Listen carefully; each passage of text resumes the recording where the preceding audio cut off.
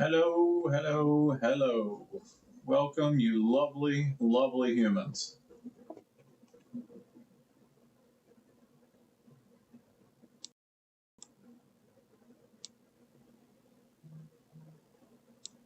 There we go. All right.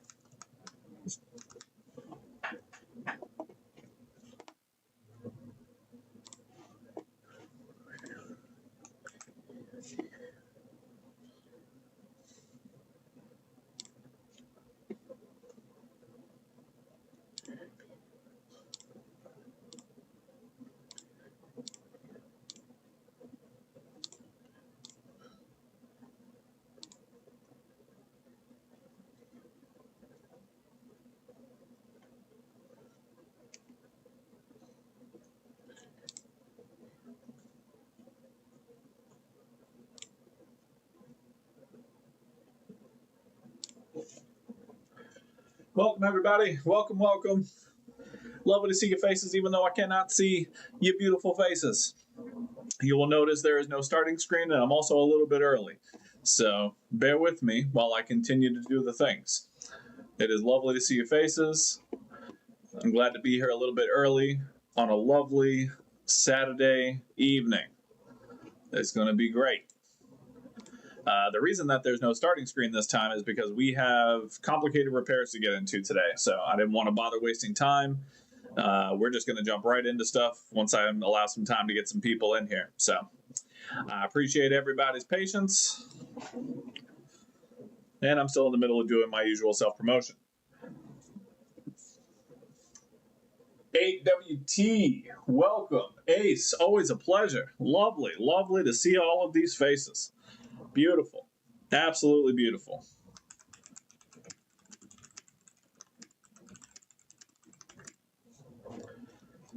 All right, just getting my usual self-promotion out of the way. Appreciate everybody's patience.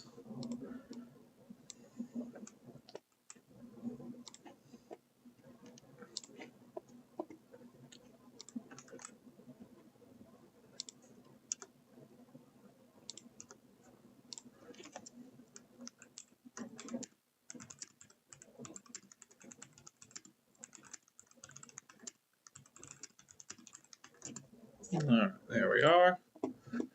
All right. All right, done with my self-promotion. Charles, welcome. DJ Rusty Russ, welcome. Lovely to see your faces. Lovely, lovely. I appreciate everybody coming and saying hi, even if it's just for a moment to drop a thumbs up on the video and say hello to this lovely mug right here. All right, like I said, we're not bothering with the start screen. We're not going through all kinds of weird intros and stuff. I got complicated repairs tonight, supposedly complicated. And those are my favorite ones. I love puzzles. So we will be getting right into the repairs. We will still allow our usual time to let some people get in here and everybody can kind of jump in. But we got two PS5s and an Xbox Series X that we will be repairing this evening. It's going to be a great time. We're going to probably have to bust out the thermal camera. We're going to have to check boot sequences. It's going to be a whole fun thing, supposedly. So we'll see. And I say supposedly because I have not tested any of these. I am going strictly off what the customer has told me with these consoles. The only one I have tested is the Xbox because it was a strange situation. So I just had to check for myself. But we'll get into all that in a little bit. Everybody come in, hang out, grab some popcorn, grab a beverage. It's going to be a lovely Saturday evening of figuring out these consoles. I'm going to grab a beverage myself. Oh, move this out of the way. We're not working on this tonight. Oh, beverage. Oh, welcome everybody in. If you're coming in for the first time, welcome to Roy's Repair and Resale. My name is Roy. I occasionally do repairs and resale. Most of the time, I just sit and fuck around with all the people in my chat here, and we occasionally fix shit. If you're coming back, welcome back. It's always lovely to see your faces, even though I cannot see your faces. I had way too much Cuban coffee today, so I am hyped up. It's going to be a fantastic night of repairs. Oh. Nope, lost the Joy-Con. Oh well. Oh. Oh. Also, my neck is fucking killing me right now. I slept on it something awful. I don't know what the hell I did, but it is not having the best of times right now. So if you guys see me flinching and stuff, it's just my neck. Don't worry about it. It'll be better tomorrow. Everything's fine.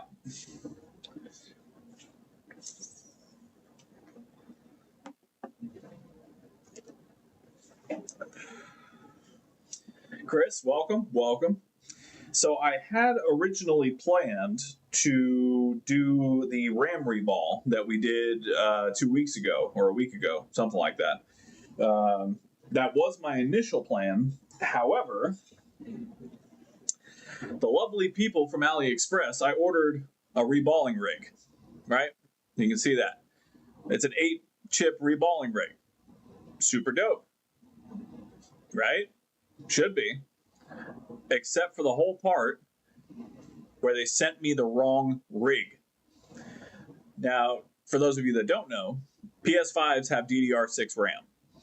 I believe the SSD chips are DDR5, something like that. But the RAM chips are DDR6. So what I ordered was a DDR6 reballing rig, so I could reball all 8 of the chips at one time and make my life easier. What they sent me was a damn DDR5 rig. And after a lot of back and forth, I'm finally getting, they're finally shipping what they were supposed to have shipped. ET, welcome, my friend, lovely to see you. So I will be getting my DDR6 reballing rig, hopefully sometime in the next 7 to 10 days, along with a SSD controller rig, a Southbridge rig, and an APU rig. So hopefully we'll have a lot more fun once I get these rigs, because I am not manually reballing a damn thing if I don't have to. Oh, welcome everybody. Welcome. Lovely to see all of your beautiful faces. We're going to hang out for like 2 more minutes, and then we're going to jump right into these repairs, because like I said, the only one I have tested is the Series X. The Series X we're going to work on, turns on, powers on just fine. Display is mostly fine. It just, every time it boots up, it boots into 480p. You can adjust it afterwards, but it shouldn't boot into 480p. And you can't select 4K. There is no 4K option, even if the TV is a 4K compatible TV. So we're going to have to do some diagnosing on that. My guess on that is probably going to be ESD related, but I haven't tested it yet. So no, I'm no reballing. Look, I did manual reballs for like the first 6 months I started in this business, and never again. I will get stencils. I will pay extra money for the fancy reballing rigs, so I don't have to do it manual anymore. Like, I have some rigs. Like, I have stencils for, I have literally stencils for fucking days. I got stencils out the ass over here. But I have a Southbridge stencil. I have a SSD controller stencil. But it's the manual one where I have to either use solder paste or put the balls in and go through that whole nonsense. I'd rather just shake it like a freaking Etch-a-Sketch, and then suddenly the balls are in place, and I only have to put like 2 or 3. All right, first things first.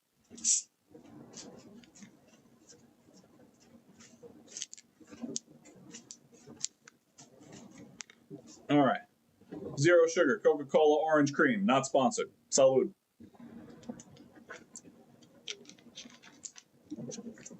Oh, that's good stuff. That's real nice.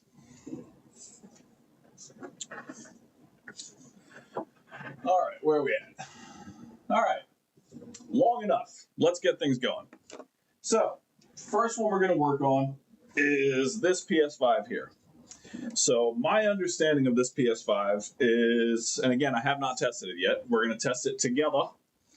My understanding on this PS5 is that it just has an occasional beep. The customer brought it to me because it was just beeping without any lights, anything turning on.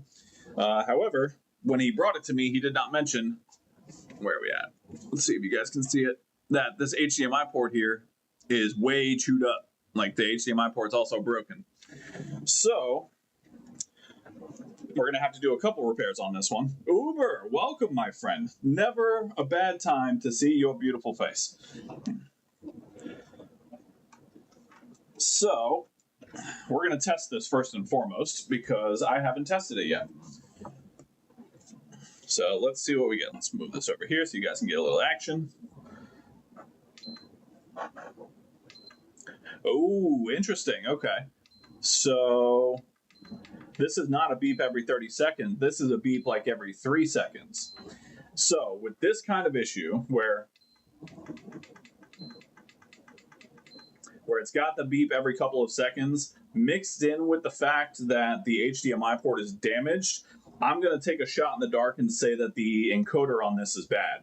Probably what happened is they damaged the HDMI cord and continued to use it and ended up shorting some of the components or some of the pins on the HDMI port, and that caused a short on the encoder. I would be willing to bet that's where we're going to end up here.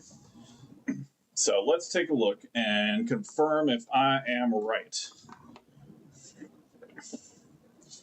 Hot GPU.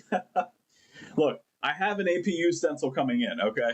So, speaking of, if you guys were here 2 weeks ago, as I'm going to start breaking this down, if you guys were here 2 weeks ago, you will remember that I have one of these consoles. I bought 2 eBay specials, 2 PS5 Slims. One of them turned on and worked just fine. Actually, they both did, but it had graphical issues. It had an APU fault. However, I will have an APU reballing stencil, and I am in the process of getting a board preheater. The board preheater will probably take me another couple weeks to get the money together for. I'm not going to go extravagant, just like a $200 or $300 board preheater, and we're going to practice APU reballing. So that'll be a lot of fun. I haven't done one yet. I refused to because I didn't have the proper equipment. But now that I'll have it, we're going to have some fun. All right. So let's get this apart. And let's see if I'm correct in my assessment that the APU, or not the APU, God, please don't let it be the APU, that the HDMI encoder has shorted and failed. I am pretty confident that's what we're going to run into. Now I'm getting one. Yeah, so I'll have a board preheater that has the top-loaded hot air station on it. And then, yeah, I mean, I have my hot air gun. I'll have the rig, everything that's required to do a proper reball on it. I'm not going to touch it until I have my board preheater and everything that's required to actually do it correctly. All right, let's go here.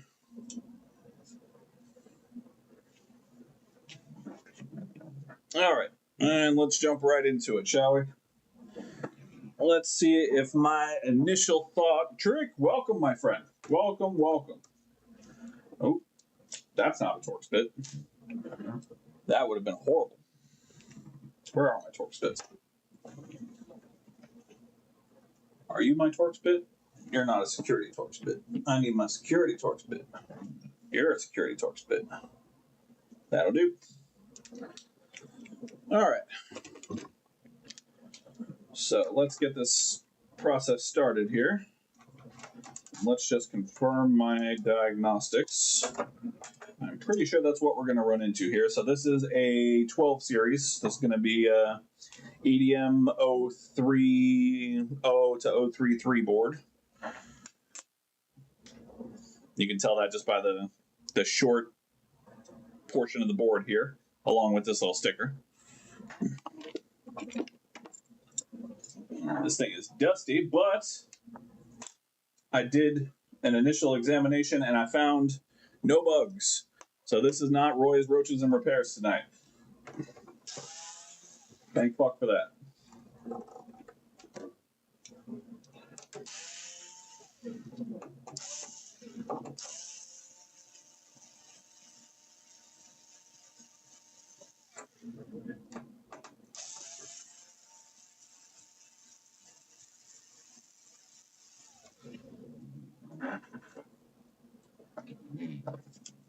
Okay, here we are.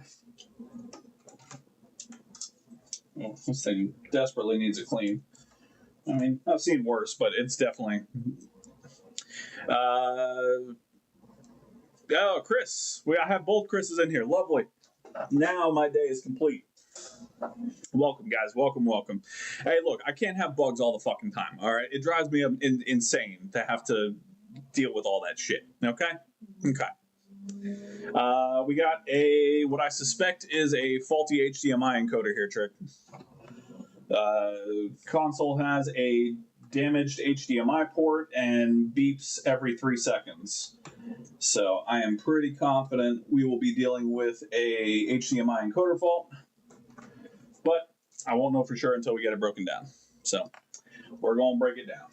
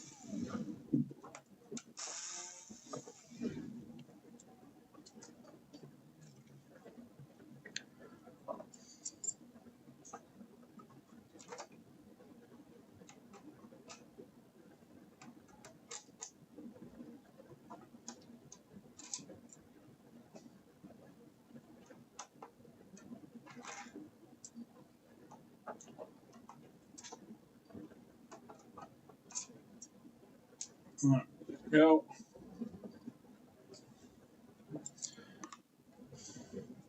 MacBook hell. Damn. Well, I mean, if you got them for that low of a price, I can see why you're in hell about it, because ain't no way they'd be going that cheap if they weren't severely in need of some assistance.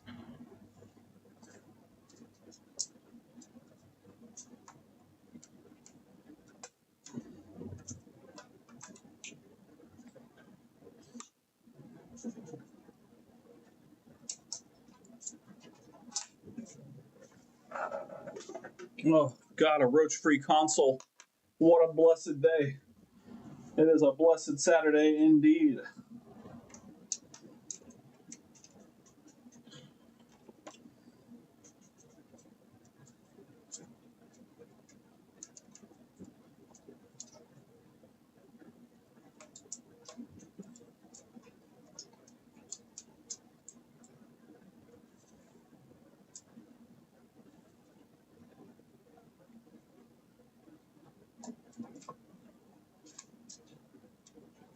All right, there we go.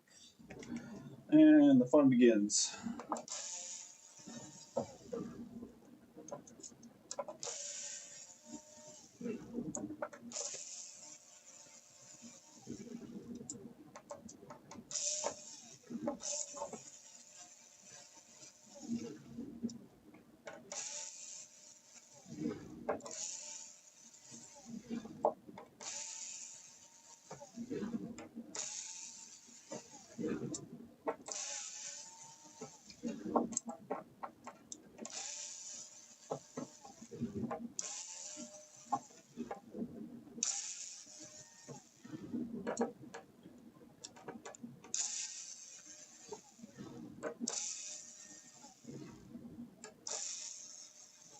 There we go.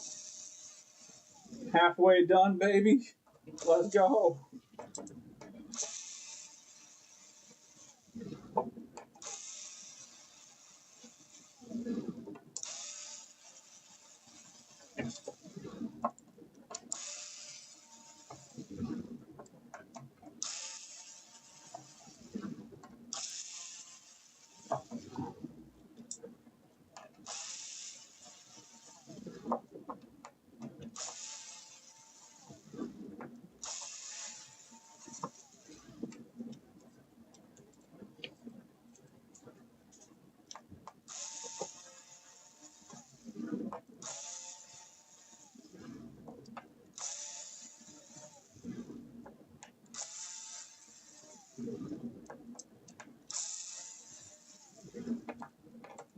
And last one.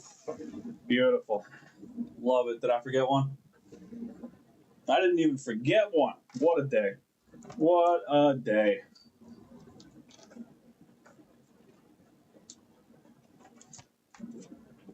Interlude music. Yeah.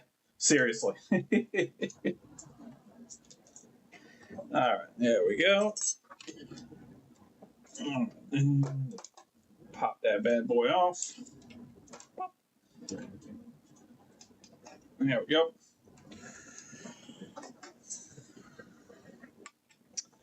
All right. Pop out our front board cable here.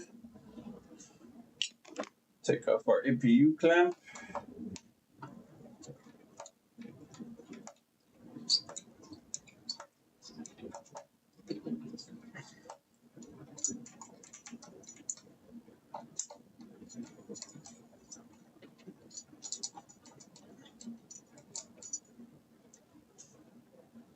Right. Clamp come off. Let's take out these completely necessary screws right here.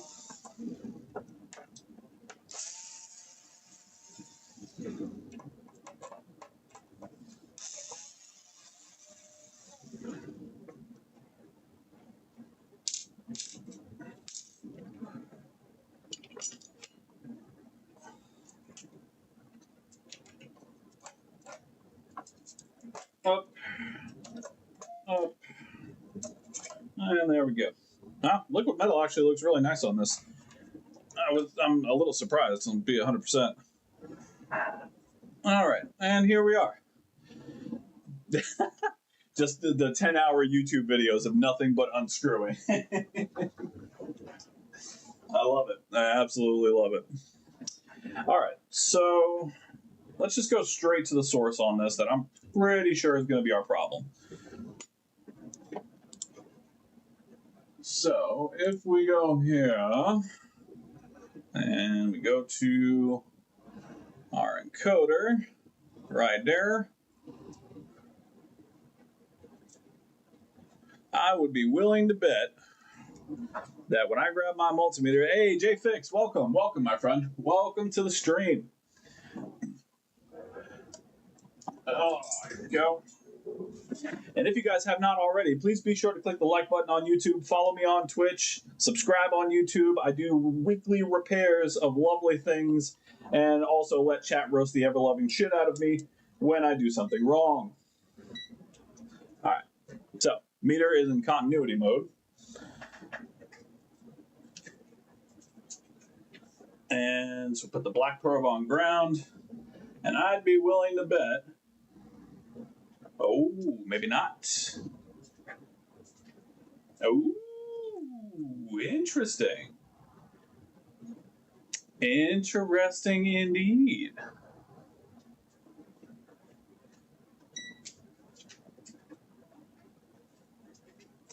Really? I would have thought for sure that this was the issue. I'm still kind of convinced it is. Just because there's no obvious short doesn't make me a believer yet.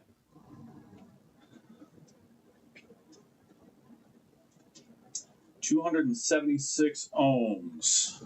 This is an EDM 033.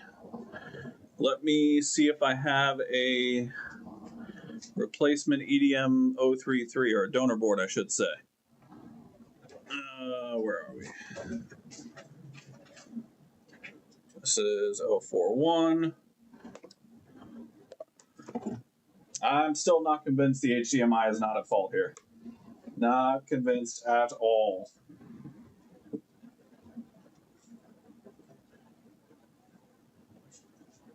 Could it be the HDMI port actually crossing pins? That would be interesting.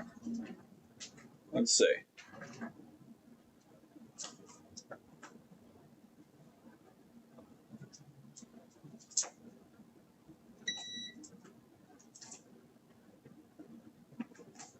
See if we have any shorts to ground on the pins.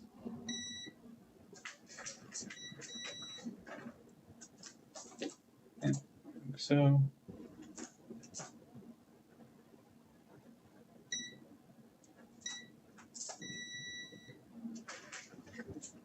Okay. Right, so nothing short.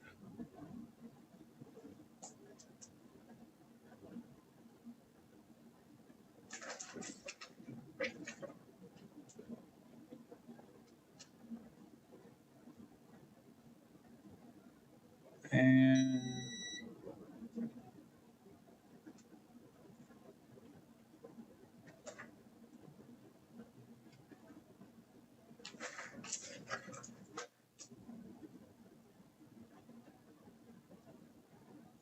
okay, so nothing touching and nothing short. Interesting indeed. Okay. What else have I run into that causes this issue? I'm still not convinced the HDMI coder is not at fault here. I'm going to be 100%. Okay, nothing on Bluetooth. Good there. Good there. Good there.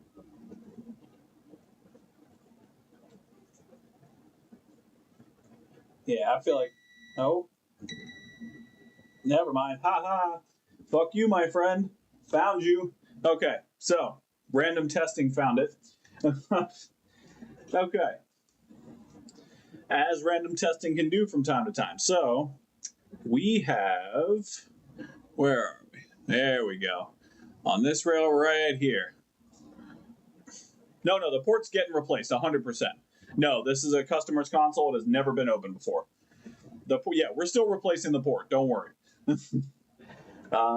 So, after testing around, I have F7502, and that fuse is blown. That is a bad fuse.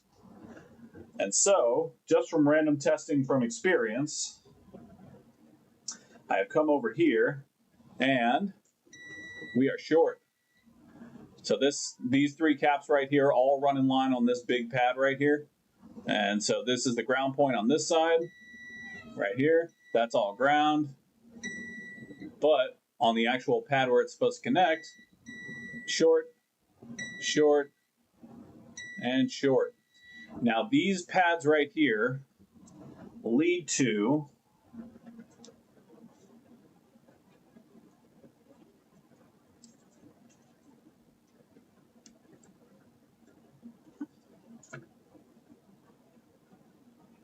where are we? Sorry, let me get you guys where you're supposed to be here. Lead to this area of the board right here. Now this is a dialogue chip. I can't remember exactly if this is the SSD controller area. I believe it is. I believe this is the SSD controller power management area. Let me just make sure I'm not thinking of something else. Nope, I am not. So it leads to this area right here, to the SSD power management area. And are we short over here?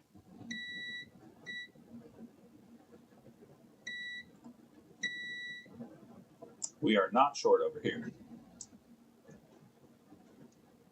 Nope, not even a little bit. Ah, yes we are. Yep, we got a short right here, and this resistor is going to be short too. Yep. Okay, so we've got a short on this cap.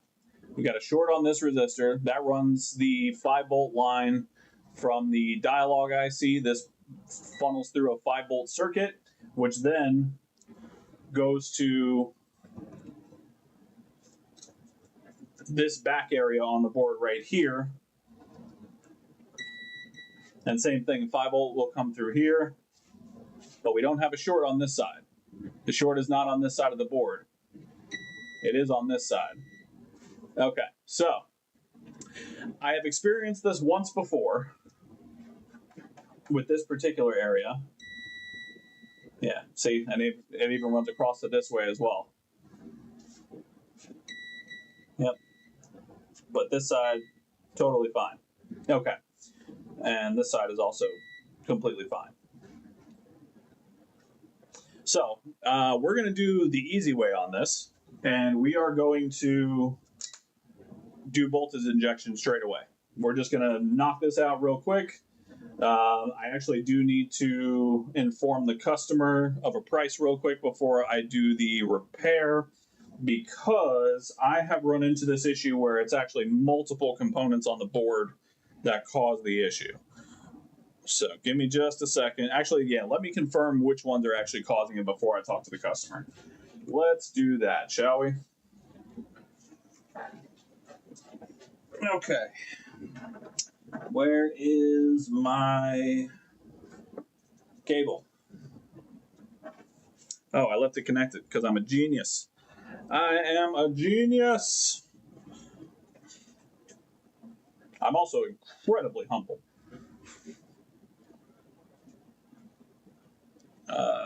Where'd I go? Oh, there we are. Okay. All right, so we're going to pop a ground lead on here. So, yeah, F7502, yeah. So yes, it could be one of the caps. I've actually had it where it was this cap that blew, but it also blew the resistor in the cap on the other side of the board. So I ended up having to replace this fuse, this cap, and the resistor and the cap on the other side of the board, where the 5-volt line feeds into the SSD controller over here.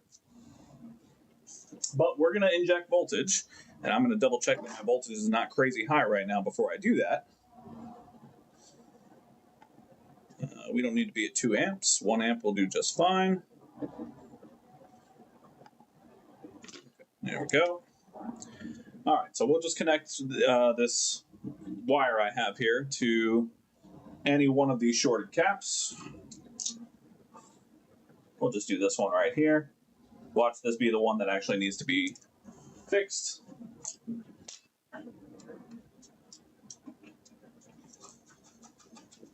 And then we'll come in with my thermal camera and see where our short is.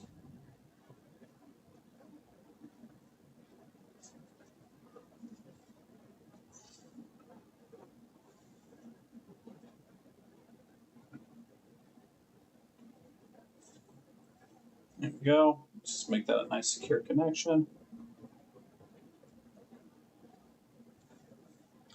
Perfect. All right. Oh, yeah. Also, Dave, welcome. Good to see you, buddy.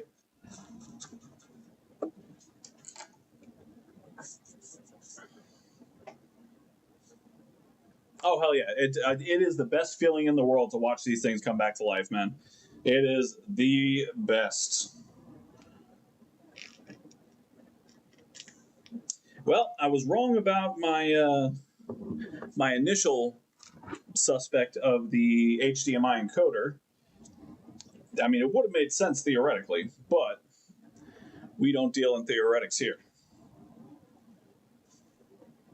Okay, here we go.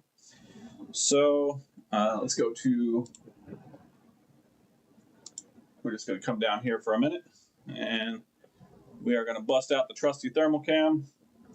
We're going to hover it right above the area, and let's turn on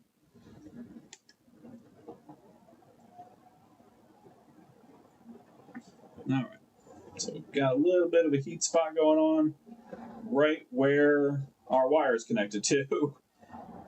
Wouldn't that be something if it was just that one that it's connected to? But let's check the other side of the board because there are shorted components over there as well.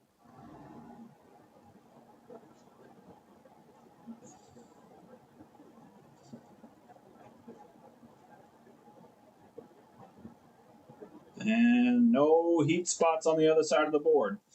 Looks like I targeted the shorted cap right away. Didn't I just say how funny it would be if that was the actual case? So just in case you guys can't see it, I'm going to do it one more time. Unfortunately, I do not have my my what's it called? Try and get you guys in here. Yeah, right where that wire is connected, you can kind of see it on the screen. Right there. That's our hotspot.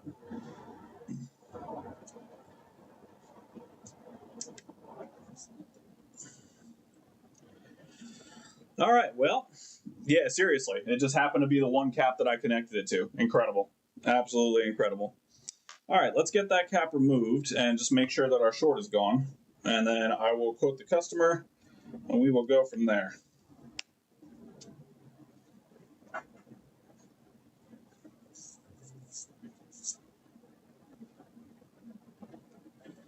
Actually, let me just quote the customer now.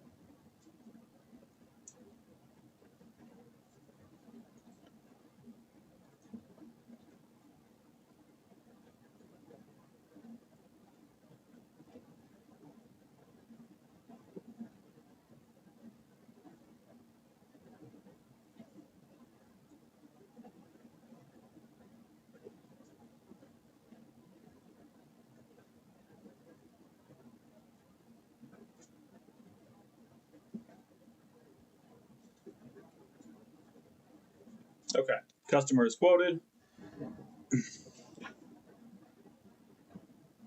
Oh, nice. Heck yeah, dude.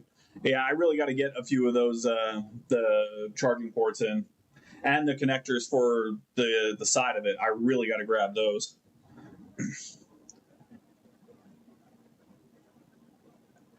Oh yeah. I didn't even think about the screens. Honestly, I haven't had a chance to fully tear one down yet because the one time I tried to, the goddamn screw stripped. So I'm still salty about it, but it's fine. All right, so let's remove our wire.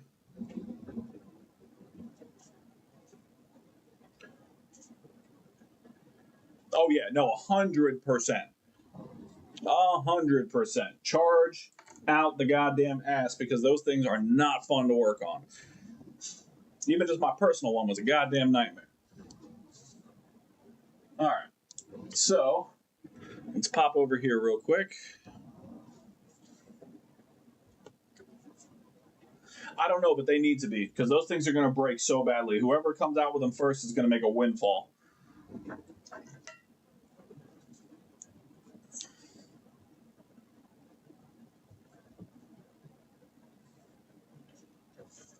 There we go. All right, let's take that cap off and see if it really is our problem and we just got lucky as all hell.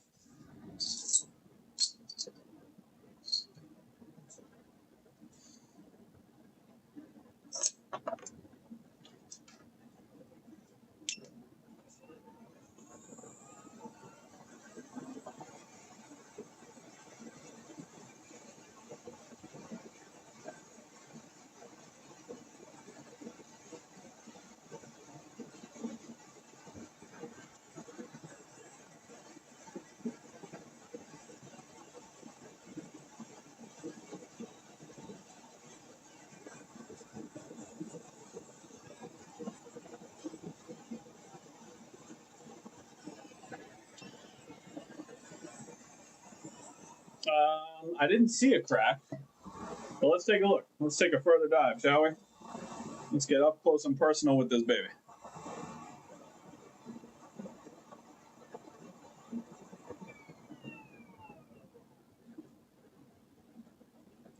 Yeah, might actually be a crack. I see what you're saying there. Right here on the side. Yeah, that's cracked. 100%. That is a cracked cap. All right.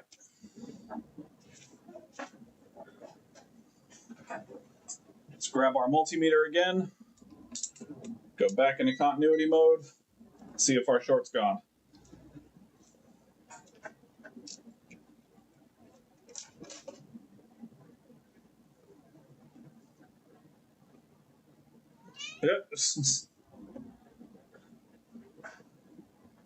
I haven't seen anybody complaining about defective ones yet.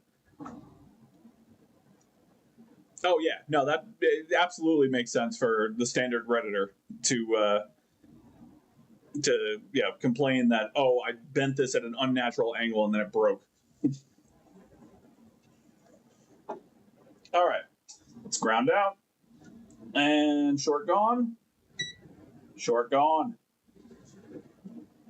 Yep. No more short on this side of the board anyway. Let's check the other side of the board real quick and make sure the short's gone on the SSD power rail. Because like I said, I have seen it where it blew both of those. So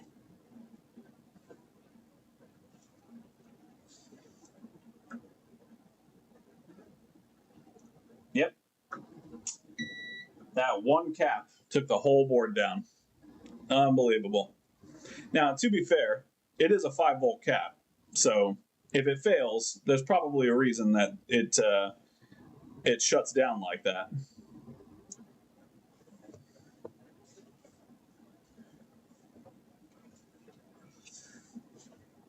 Okay, so I have to wait for the customer's approval to get this done. So I think for now, we are probably just going to put this off to the side because I don't want to take up a bunch of time just kind of sitting around with my fucking dick in my hand.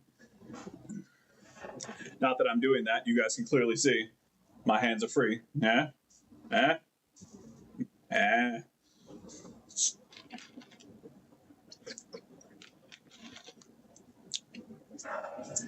All right. So while I wait for him, I'm going to move this board off to the side for the time being.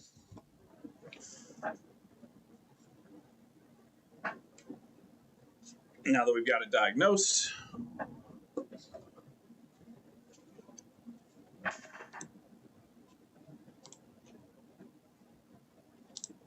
okay, there we go. And I will wait for the customer to respond. And in the meantime, we're on to the next one. Yet another PS5. This one does not have an HDMI problem. This one supposedly is a 2-second blue light of death. And again, I have not tested it. So we're going to test it right here, right now. Let's grab our power cord.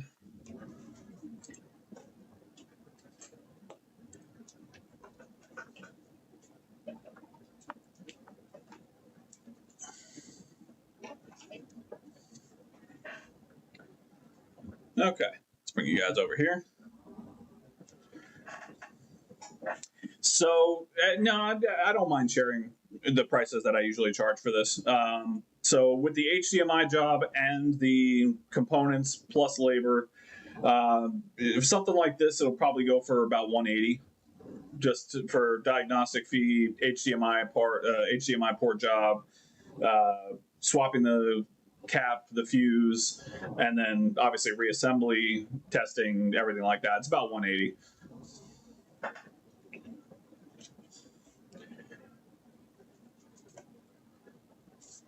Okay, so here we are. Now this again supposedly is a 2-second blue light of death. So let's see. That is exactly what it is. It is a 2-second blue light of death. So, this can be any number of things.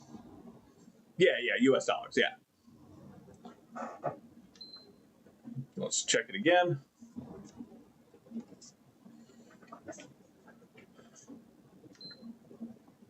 Boom. 2-second blue light of death. That is exactly what it is.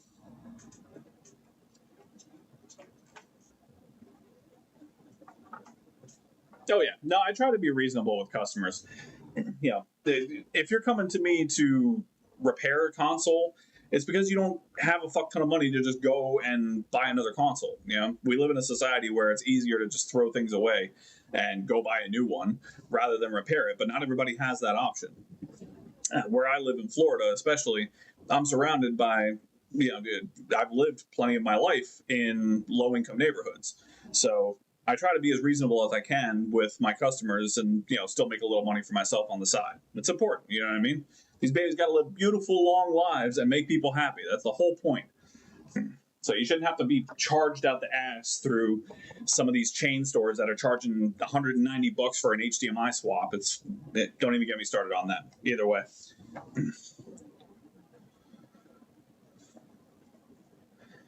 Yeah, so this can be something. I actually had a similar issue that you're describing right now.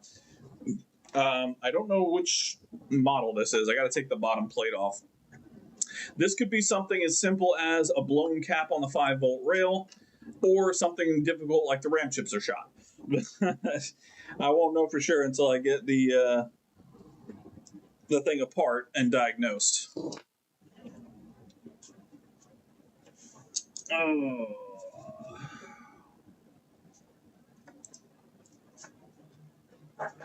Where is my flathead?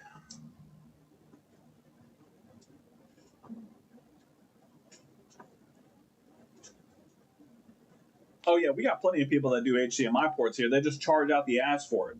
Like $190 for a PS5 HDMI port, and then for them to take a week and a half to get it done is completely unrealistic. It's just, granted, I know you're doing phone repairs and all kinds of other stuff like that, but I mean, come on, you're charging people out the ass for something that costs 72 cents and 30 minutes of your time, and you're taking a week and a half to do it.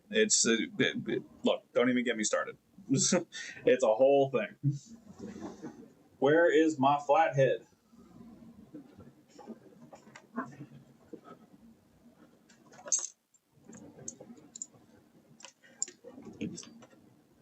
Thank you, JFix. I appreciate it, man.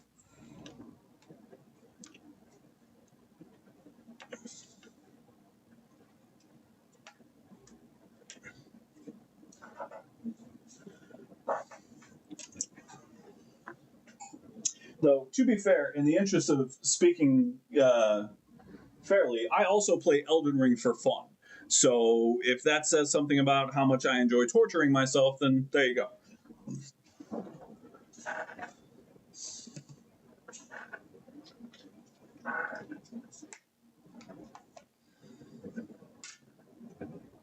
Where is my flathead? Right. This'll do.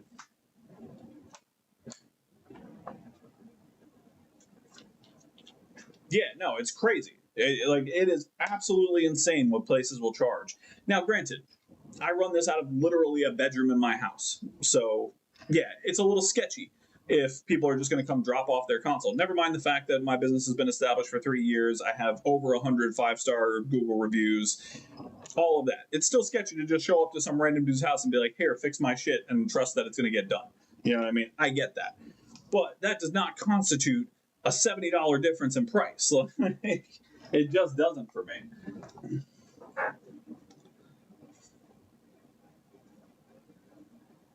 Yeah, it's insanity.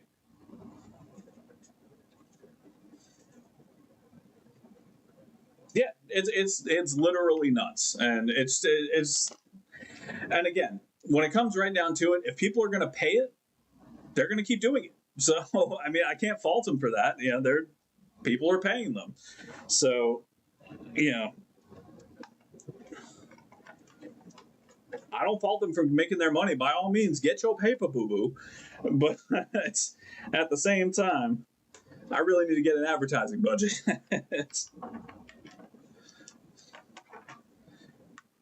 Okay. What I'm really hoping on this PS5 specifically, now that I've rambled and ranted, yeah, exactly. Literally, my reviews are my entire advertising. I don't advertise on Facebook. I don't advertise on Google. I do live streams and people review. That's all the advertising I do. Okay, please tell me this is a 1015. It is a 1015. Okay. 1015 is good because the 1015s on this particular issue are known for a bad cap on the 5-volt line. So we might get lucky on this and it might just be a bad cap.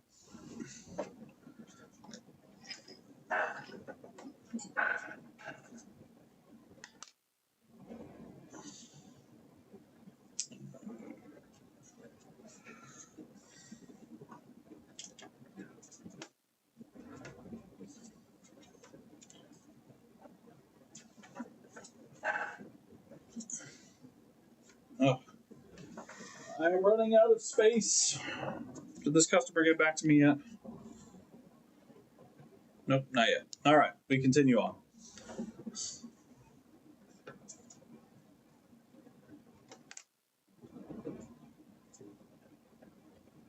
Oh yeah, yeah. Trust me, I have heard horror. I have seen horror stories come from other shops onto my desk of people who thought they know what they were doing, and then I had to go back and fix messes. It is literally, it's the worst feeling because they've already been burned once, and I guarantee you the shop did not give them their money back, and now I have to charge them again to actually fix the problem and fix the other stuff that the first shop fucked up. Hello, Ashley. Welcome, welcome, welcome. It is indeed a lovely Saturday evening, and it is more lovely now that your face has arrived.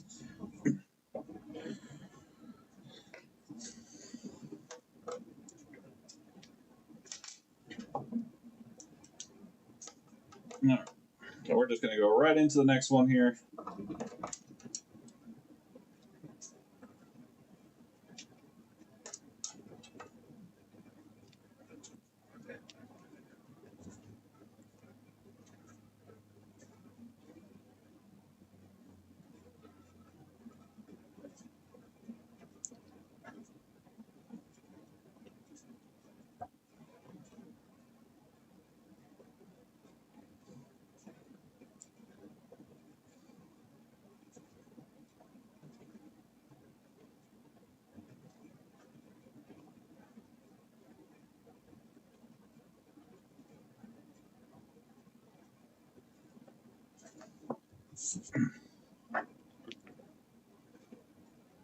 Yeah, no, it's not. It's not fun.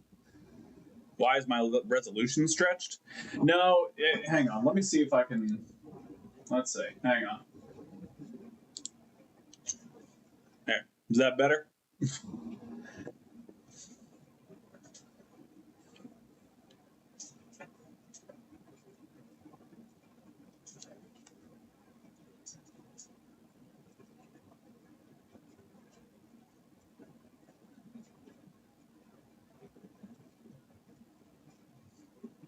Okay. At least my other customer's up. Okay.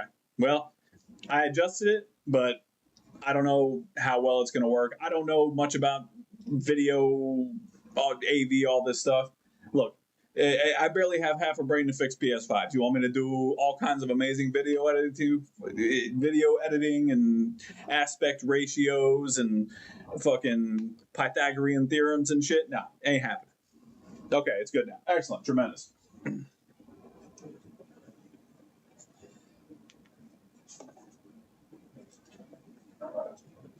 Oh shit, I am running out of places to put screws. All right, hold on a minute.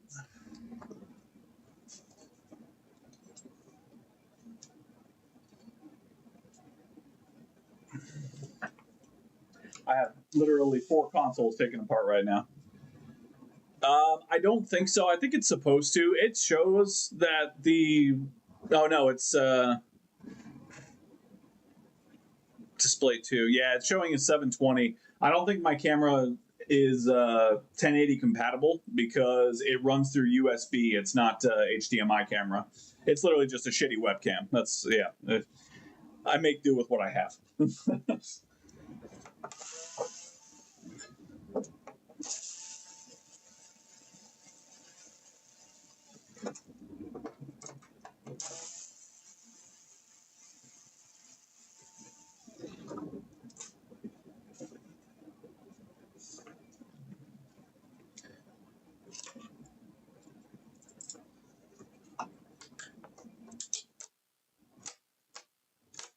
Nope. Let's not lose that.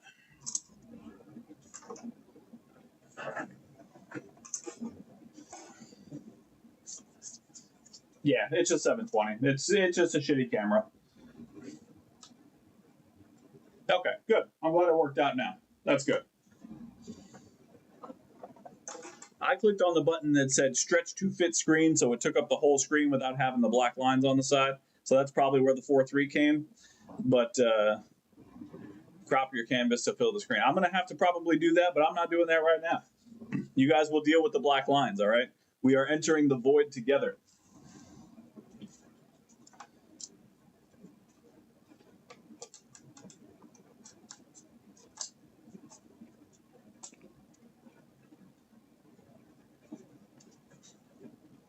Yeah, exactly. I spent good money on a digital microscope to make sure that was at least crystal fucking clear. Don't worry, I'll eventually get a better camera up here. It's just not right now. Not right now. You guys can see enough. That's all that fucking matters.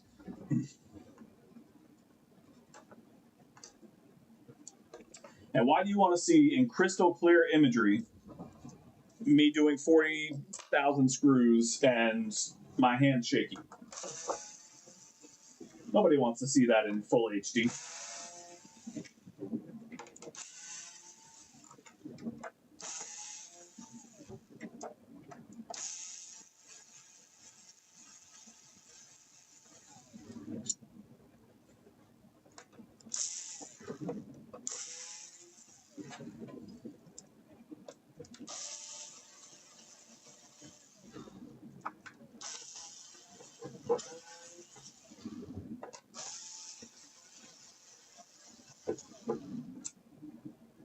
Oh yeah, that's easy money right there. Easy 40 bucks.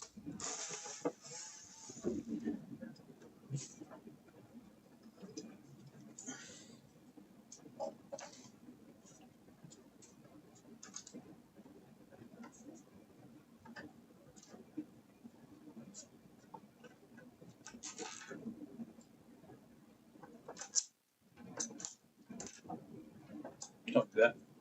Don't do that. There we go. Okay.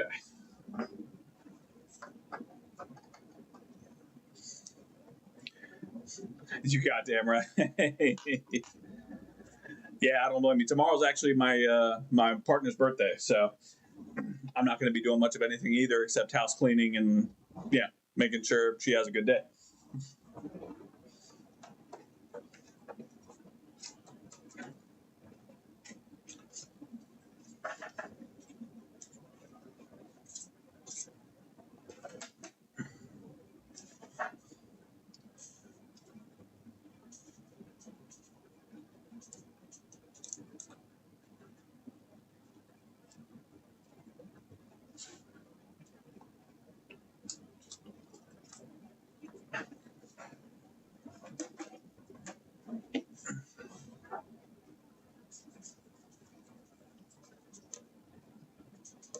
All right, there we go.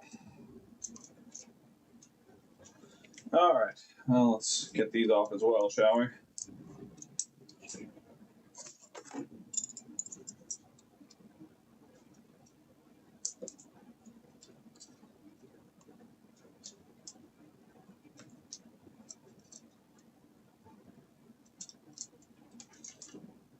Excellent.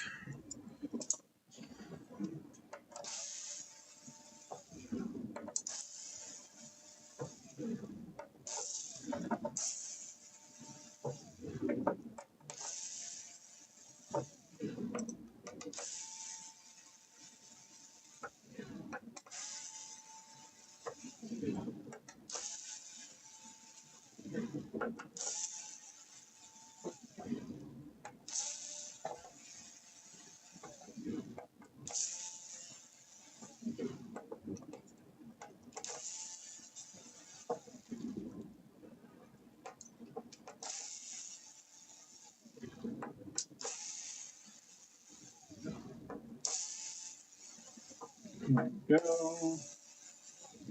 Hell yeah, Trick. Excellent. Love to hear it, my guy. What ended up being the problem? The problem with it. Thank you, Charles. I appreciate you coming through, my friend.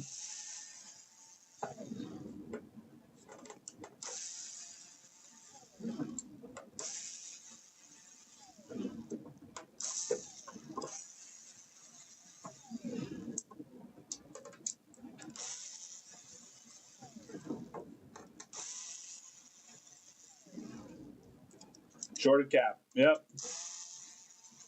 Beautiful. Love an easy fix.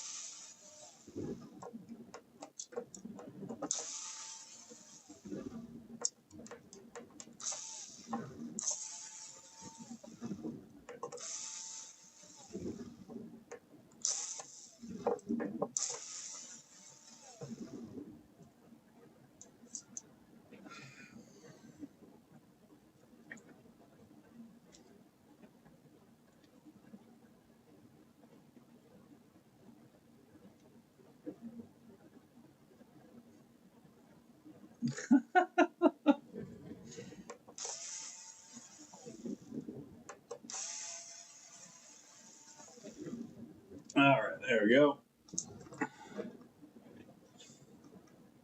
Uh, yes, I could UART first. I try to follow a process when it comes to all repairs.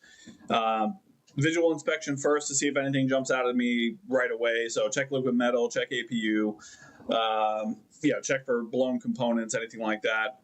Once that's done, go to checking for shorts in areas that I know can cause the issue. Like that one, for the one we just did, for instance. Immediately went to HDMI encoder because the HDMI port was damaged. That wasn't it. Went to the next one and found 5-volt short right there. So I don't like to jump straight to UART unless I get lost. UART is like kind of a. I like to challenge myself a bit, essentially. I still like to do manual diagnostics prior to just jumping to UART.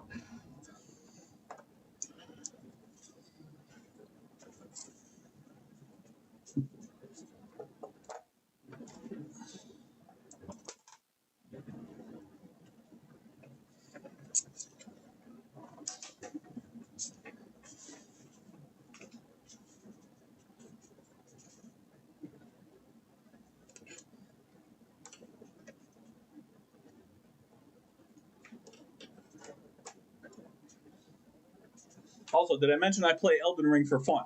Okay, self-torture.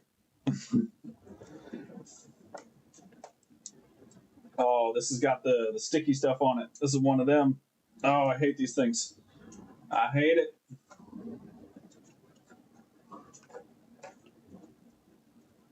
Oh, no, it doesn't. I'm stupid. Jesus Christ. Let's take the APU clamp off, shall we? Yep. Thanks, Trick. Appreciate it. Jesus fucking Christ. That would have been horrible.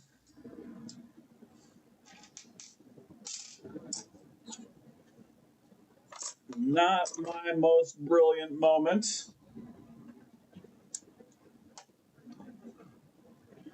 Um, I have a funny story about that. Thank you guys. I appreciate the clamp reminder. If you guys see me doing stuff that I forget, please yell at me, okay? Roast me, yell at me. I don't give a fuck. Tell me. The longest a customer ever took to pay me was about 45 days, and that is because he went to jail and could not pay me. He was dodging my calls. I fixed his console. I still had the console. I don't take payment until the job is done, so I was calling him, texting him. And finally he got back to me after like 40 days and was like, hey man, sorry, I was locked up. Like I couldn't get back to you. Give me a couple days to get some money together and I'll come and pay you. And he did. He came and paid for it, and that was it.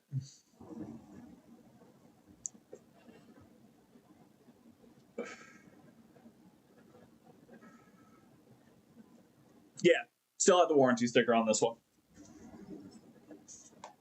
Okay.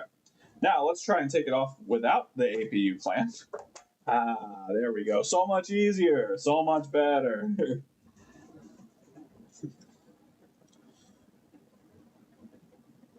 All right. Just checking for any liquid metal spill, but I don't see any. There is a dry spot, but not terrible.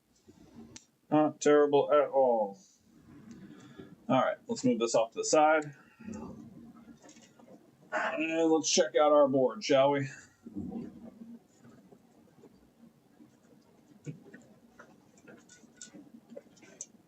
Oh, you're nicer than me, Dave. You're way nicer than me. In most cases, I give 30 days. That customer I told you about was it was still like my first year in business, so I was being a little more lenient with things. Now, 30 days. You got 30 days to come and pay me. Otherwise, it gets a mechanics lien on it, and I resell it. That's just the way it goes.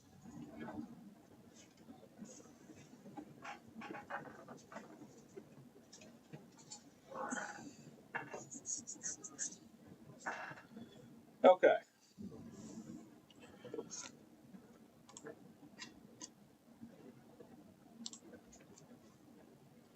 So this is the area right here.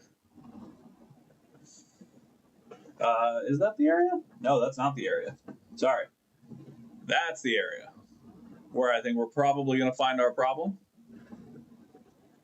But I have been wrong before, and I'll be damned if I'm not wrong again. So, let's grab our multimeter real quick.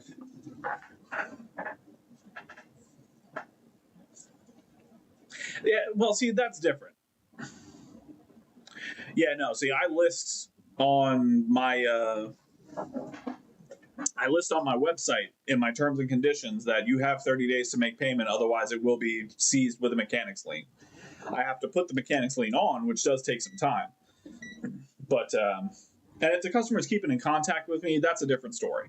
Yeah, if they're coming up saying, "Hey, I'm just running short on money," but they're staying in contact, no problem. I'll hold on to it. I got no problem with that. But if I'm just straight getting ghosted, that's a problem.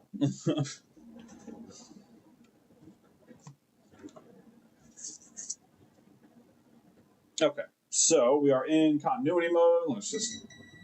Continuity mode is good. All right, so I know we're not going to have a 12-volt short, but always check. Okay, no 12-volt short. 12-volt short. Do we have a short here? Nope. What about the other side? Nope. Oh, almost got one there. Okay. Nothing there. Ooh, nothing there either. No easy one for that. All right, fair enough. Fair enough. You win this time.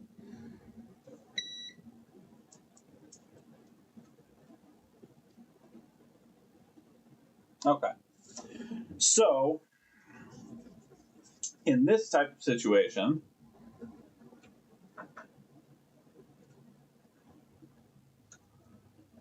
I would typically go hunting for just random shorts,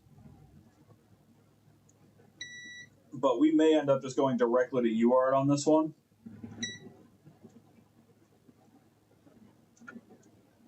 Only because, you know what? Let's check some fuses. I have seen it where, let me bring you guys in real quick. So I have seen this issue where the Infineon chip has been bad before. I've seen this issue where it's been an APU fault. It could be any number of things, unfortunately.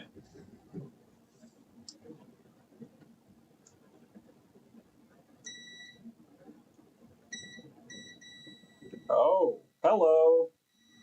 Hello, friend. And again, this is why we randomly test shorts.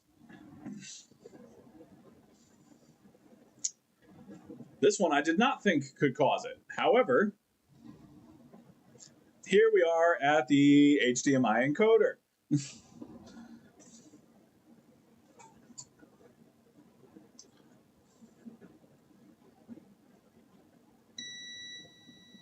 Hello, short. That one's not short. That one's not short. That one's short.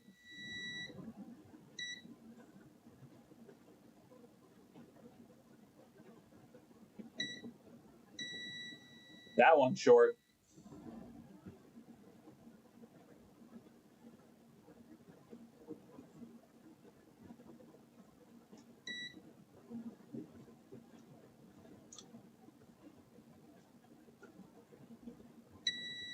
Yeah, and that's not a low impedance short either. That is basically a 0 ohm short to ground, with taking into account the ohmage from my leads. So we have shorts around the HDMI encoder. Now, the question is the encoder going to be at fault? Because normally I have run into this issue if it's a shorted area, if there's shorts on this encoder, most of these are going to be shorted around it. Is it something else on that line that is causing it to short? Is the question. I am going to quickly check behind the Wi-Fi module just to satisfy my own curiosity.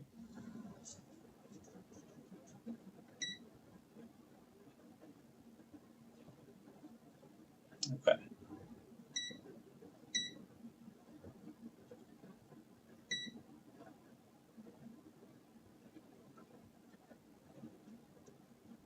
Okay. Nothing on the Wi-Fi module. And where's my Southbridge power rail? Where are you, friendo?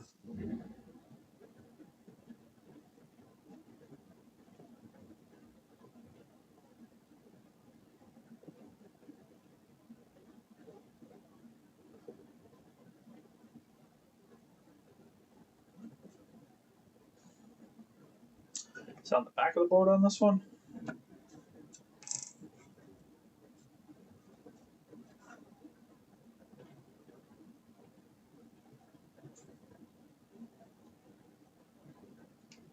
No. Okay. All right. So I guess we're going to be doing voltage injection again, and we're going to see if our short is coming to our encoder. However, I can't easily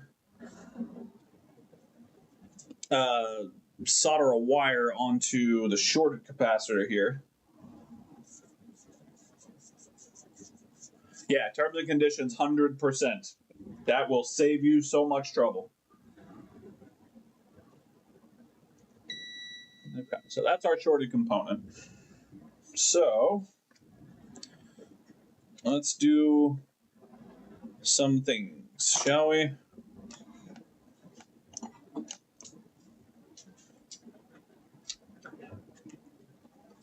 We are going to come right back with our thermal camera.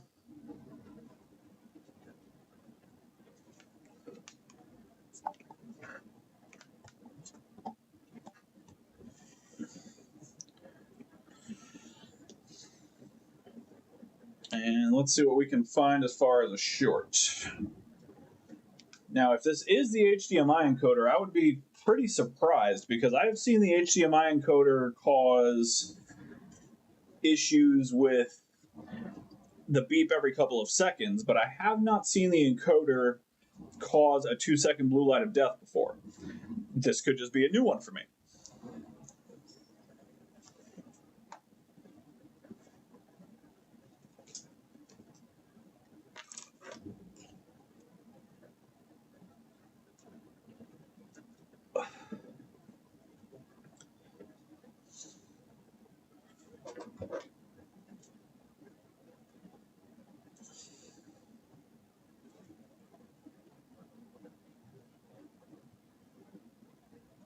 Sorry, 1 second, guys.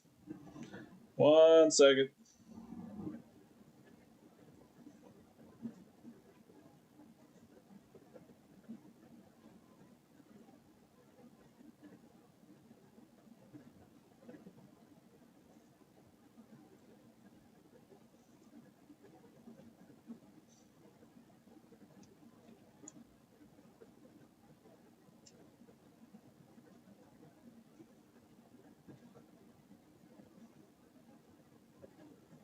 Okay.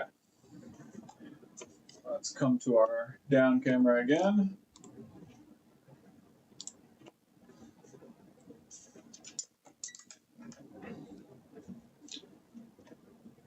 All right, so we are in the area of the HDMI. Just going to move this out of the way for the time being. All right, so we're going to put 1 volt, 1 amp into our power supply. And we're going to come in and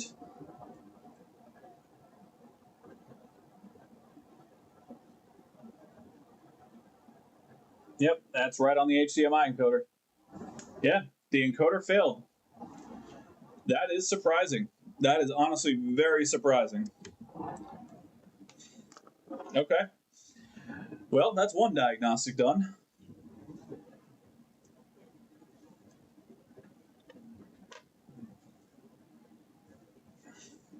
I have never seen the HDMI encoder cause a 2-second blue light of death before. Now, that may not be our only problem, but it's absolutely a problem.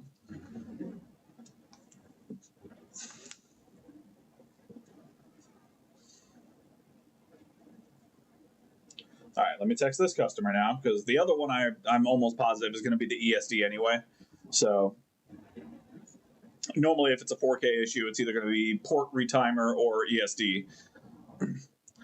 Now, I've had a failed encoder plenty of times, and I've never had it cause a blue light of death before, which is why I'm kind of concerned that it might not be the only problem. But, I mean, that is definitely a problem.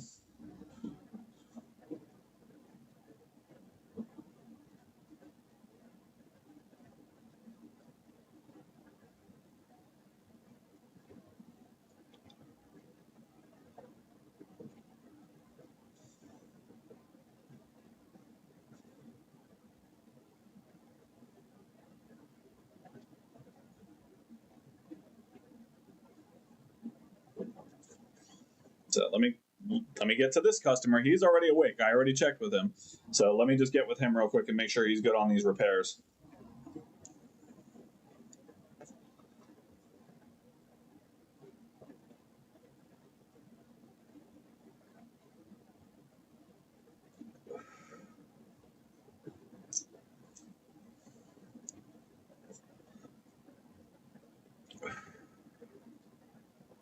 Look, South bridges are not cheap, and it's not an easy job. I usually charge somewhere between usually 175 US for a South bridge job, and they're not cheap. I mean, they're still even the 61 GGs are still like 30-40 bucks a pop. It's not cheap.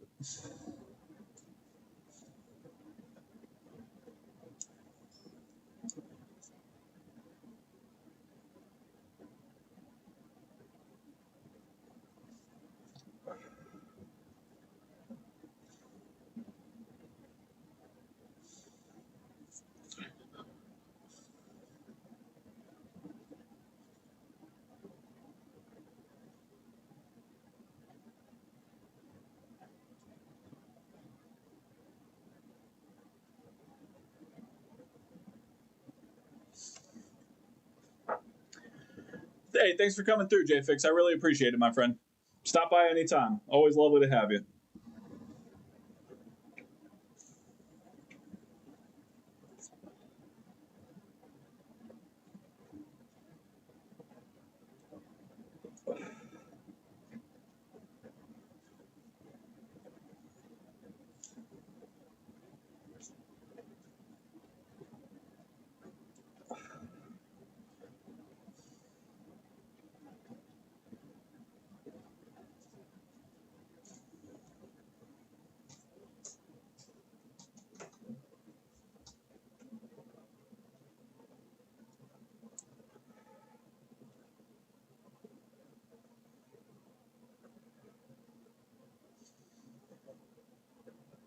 Oh yeah, no, absolutely.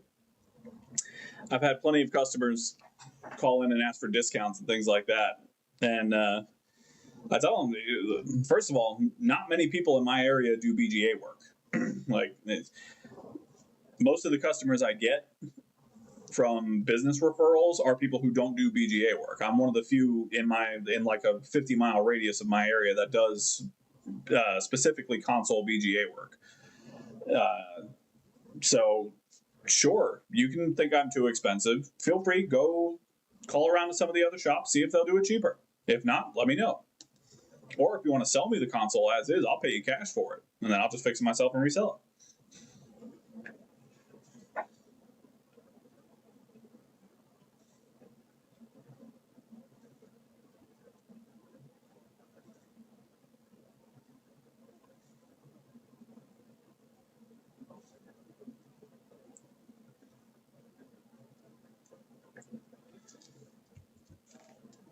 Okay, customer has okayed the work, so let's do it.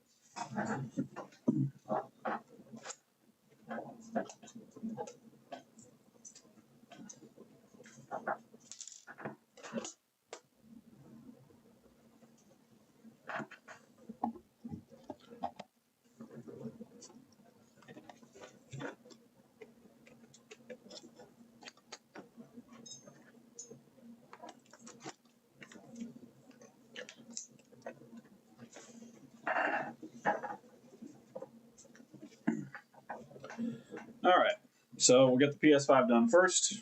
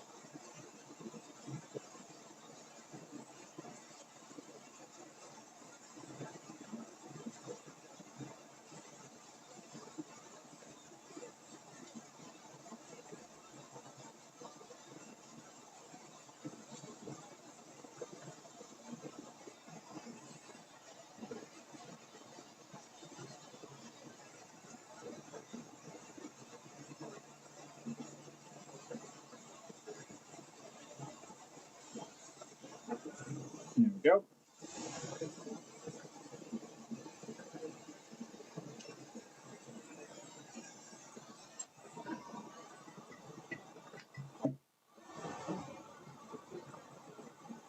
All right. And while the board is still warm, clean up some of that flux.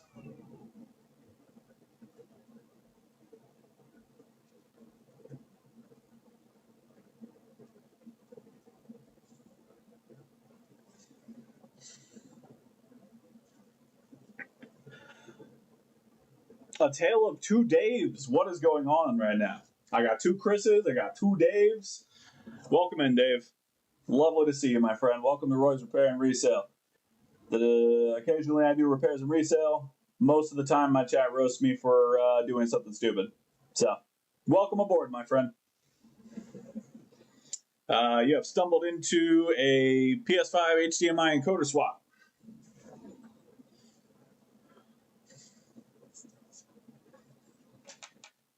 All right, I'm just going to mix in a little bit of leaded solder with this unleaded stuff just to make it easier for the chip to bond.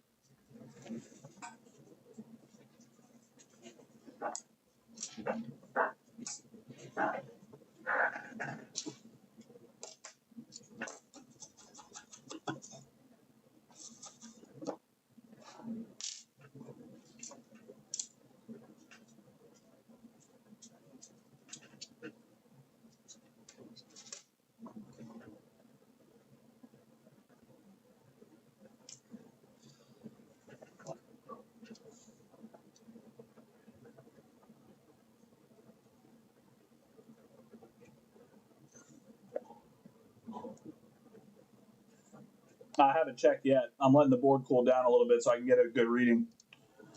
But I figure while I'm doing it, I might as well, because the chip needs to be swapped regardless. So even if the short's not gone, I still have to put a good chip on there.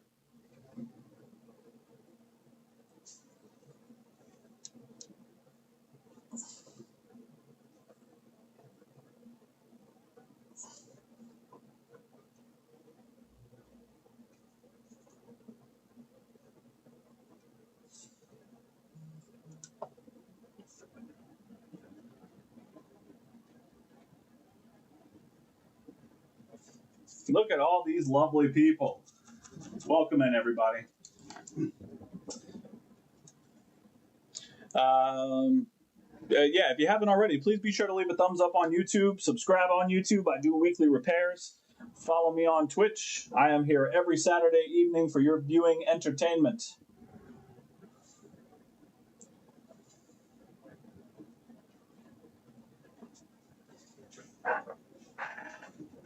Where is my alcohol? Oh, it's over here. God damn it. Oh, I'm getting too fat for this shit.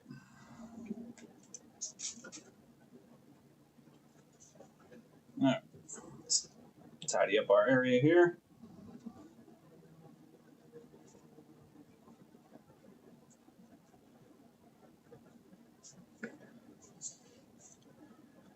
All right. Nothing bridged. Nope, nothing bridged. You guys are awesome. I love the support of this community. Seriously, you guys are absolutely wonderful. Big preach, big preach. Okay, let's grab our multimeter again.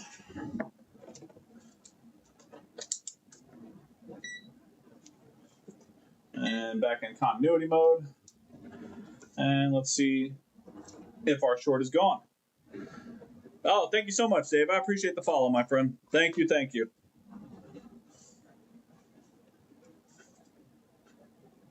All right, is the short gone? Short is indeed gone. No more short. All right, let's grab ourselves a replacement chip. I do have replacements, thankfully.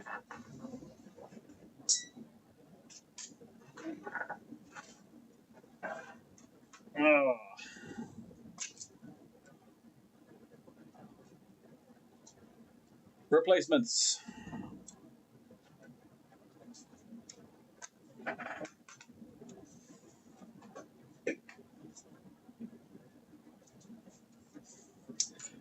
right, so I am going to need to tin this chip, so I'm going to move over here a little bit. Clean up some of this old flux so we have a place to work on our new chip. All right, we are not going to use the Nuvatons.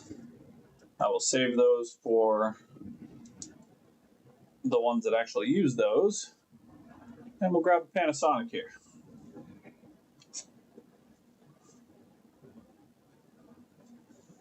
That's right, eat my shorts. No shorts here. All right.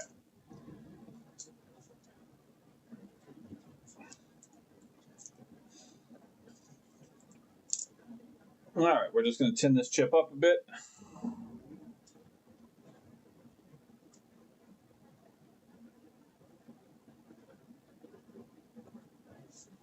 No, there's no difference. I just like to keep them as factory as possible. It's just a ADHD thing of mine. Either one would work. It's the exact same chip, just a different manufacturer.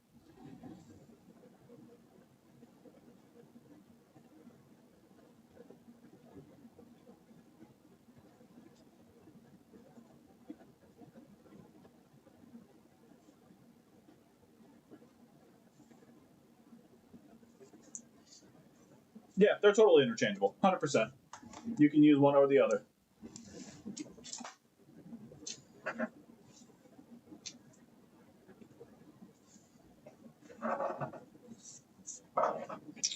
Where did I just put my damn side tweezers?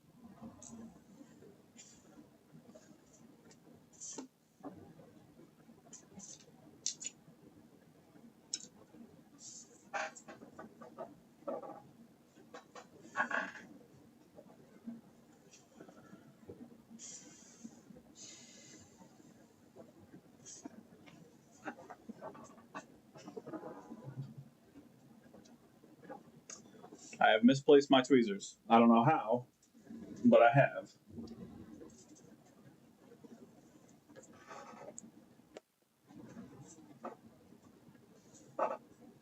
Oh, never mind. I found them. They were hiding.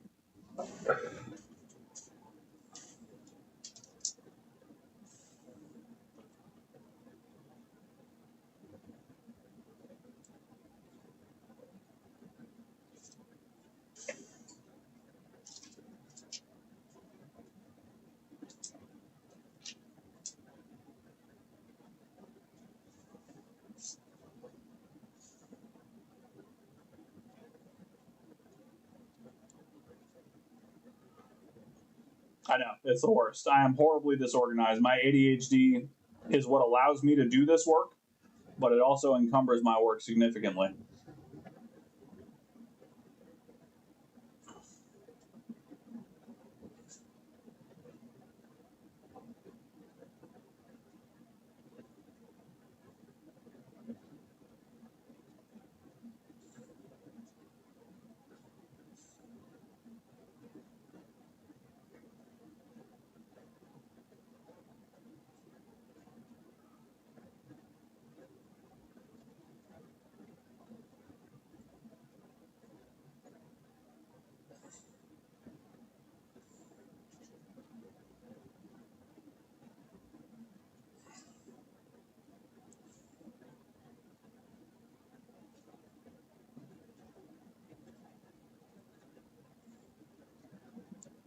All right, that should do.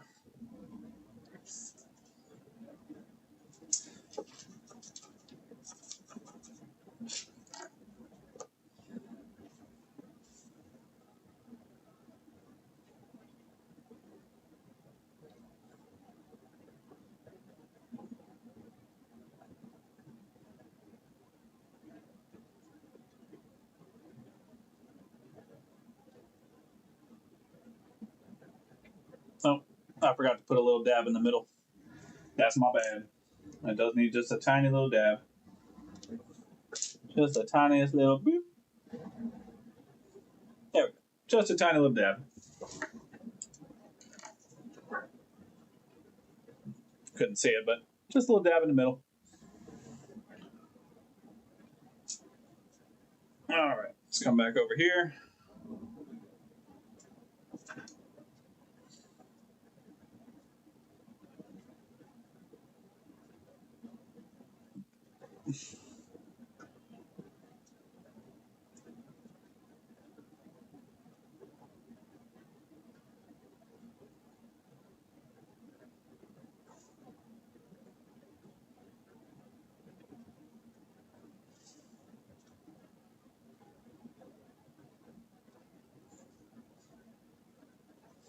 All right, I'm going to drop my airflow while I wait for the chip to fall into place.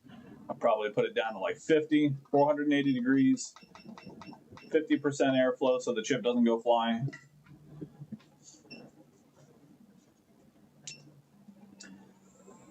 And I'm just going to use the flux that's on the chip already. Yep, see, it's already trying to fly off anyway. That's why I gotta be careful.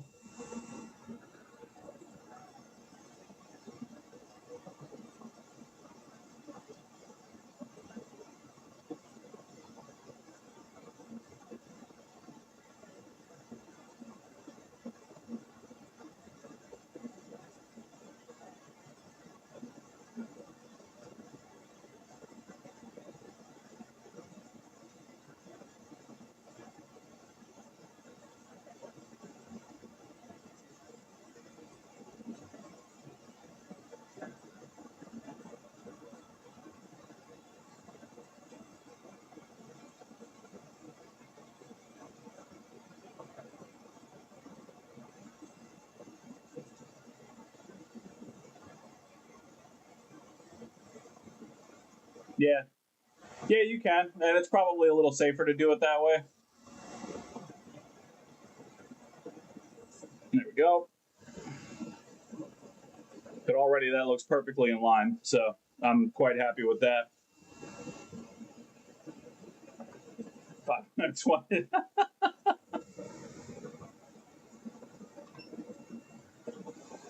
All right, so now I'm pumping it back up to full force, 480, 99%. Just gonna put a tad more flux down to help it reflow into place.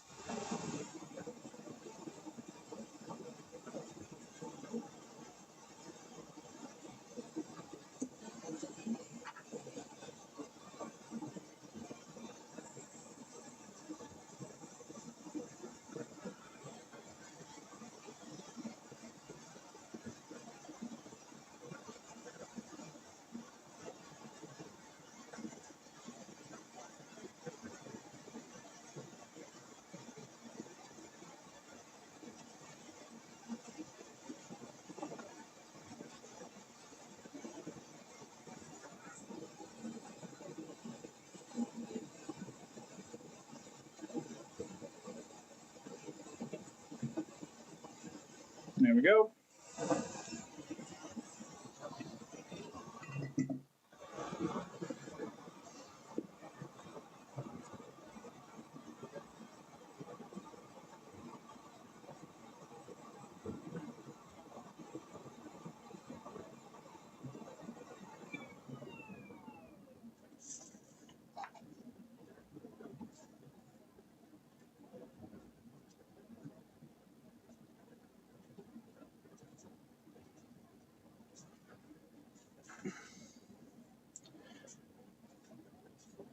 All right, that looks pretty nicely soldered already, but of course, we will double check ourselves.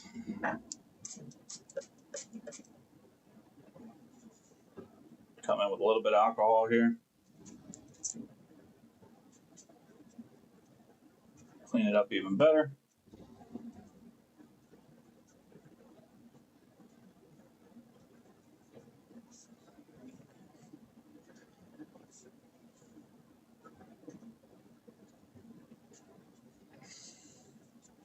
All right, there we go. Beautiful. I need to get some of those square sponge things. I've seen them along with the Chemtech wipes. I really want to grab some of those because those things look amazing and it helps the board look really, really clean.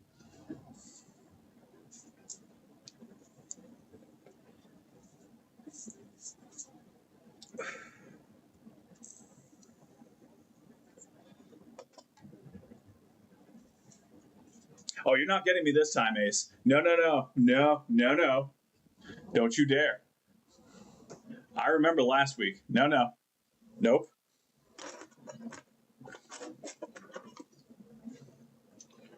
Nope.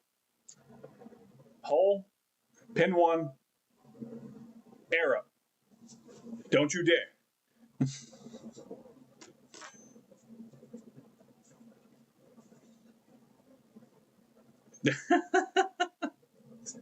I'm glad we're on the same page, Dave. I'm definitely glad we're on the same page on that one.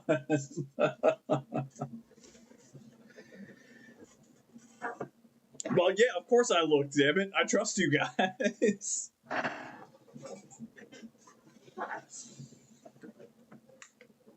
All right. Let's just make sure our short is still gone.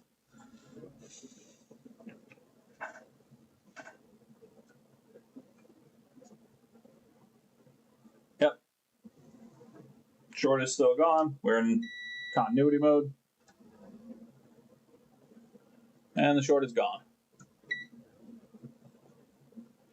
Excellent. Okay, fantastic. All right, let's put the board back in. Let's see if that was our only problem.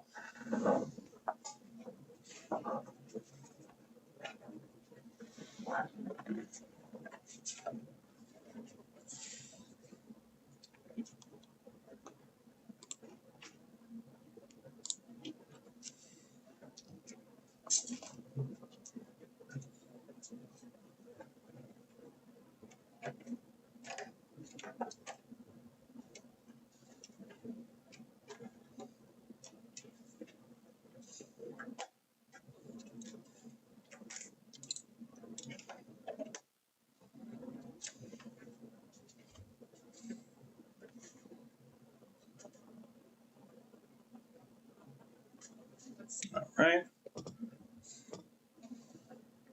Yeah, no, I definitely want to grab some sponges or the wipes, one of the two.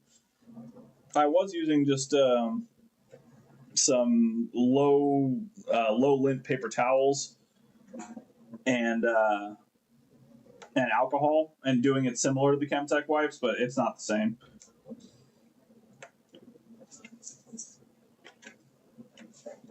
Okay. So our board is back in place. Let's move that way over here so that light isn't blinding the ever-loving shit out of us.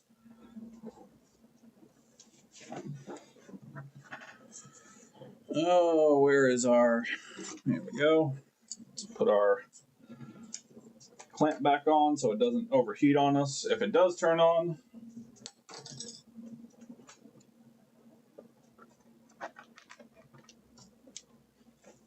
Shit pay. Oh yeah, let's get that good one-ply shit that they use at the public parks. That'll take care of it, no fucking problem, huh?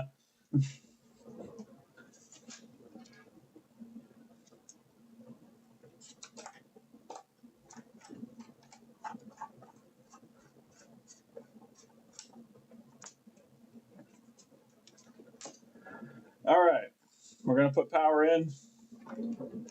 We're not gonna put HDMI in just yet. What do we think?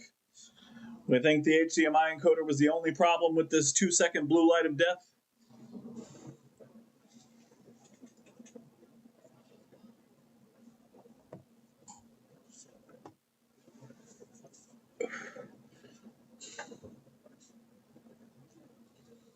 I don't know what kind of shit paper you guys got in Australia, but the stuff here ain't gonna do it, all right? It's just not gonna. It is not Charmin's strong over here. Hey.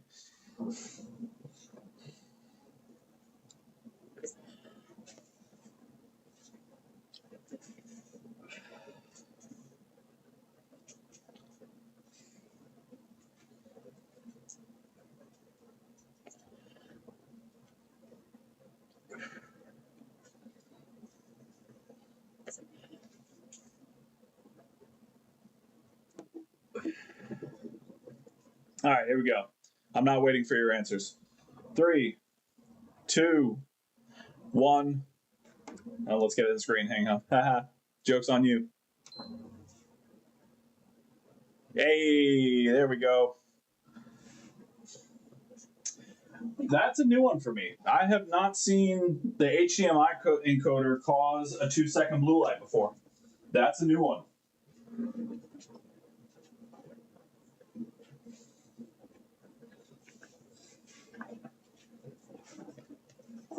All right, let's get an HDMI in there.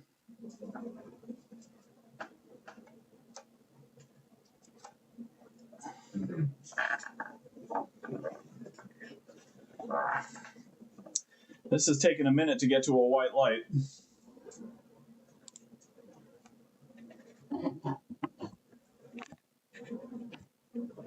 I hope I don't have another problem.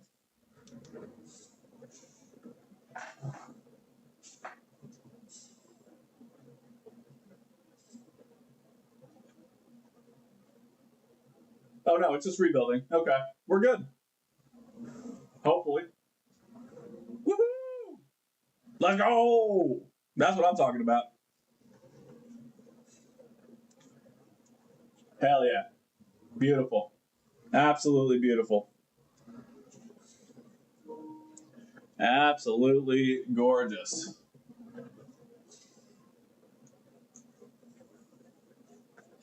Yeah, it didn't do the white light cycle while it was rebuilding the database. That's where my concern came from on it. I thought we were gonna have just a long pulsing blue light at this point. That would have been fucked. All right, hell yeah, Paul, welcome, my friend. Welcome, welcome. All right, well, that's a new one for me. I can add that to the list of possible causes for a 2-second blue light of death. See, sometimes random short testing just makes shit work. All right, so we're going to put this off to the side. I'm not going to put it back together on stream or anything like that. I'll do all that off stream. Nobody wants to see that.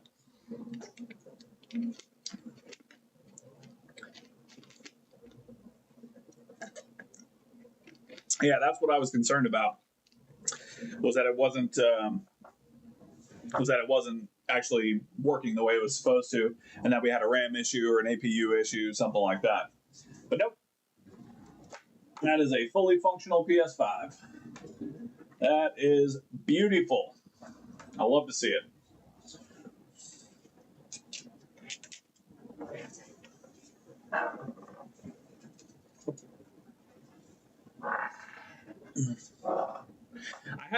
I have not, luckily, and I say that genuinely, luckily, have not had a BIOS failure come in yet. It will happen. I do have a BIOS reader. I have NOR software. I have all of it. I just haven't had to use it yet. 3 years, almost 4 years in business, never had a BIOS come in. Okay. Now for the interesting one.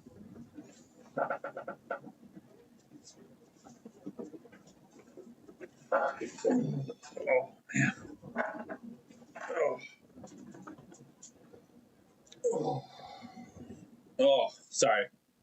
I pulled something in my neck sleeping last night. It's fine. Just ignore me.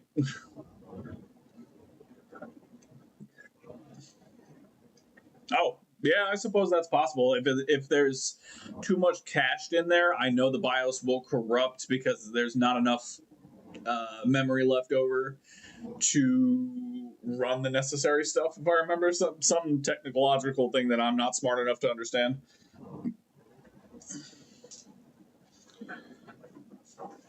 Okay, so this is an Xbox Series X.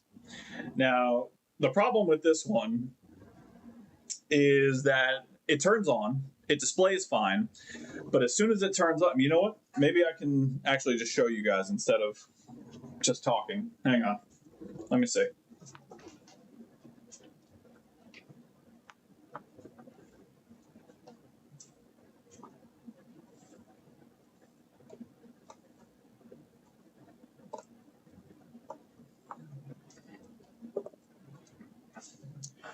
Oh, I don't have that in here. Oh, I do. Yay! I was smart. Okay.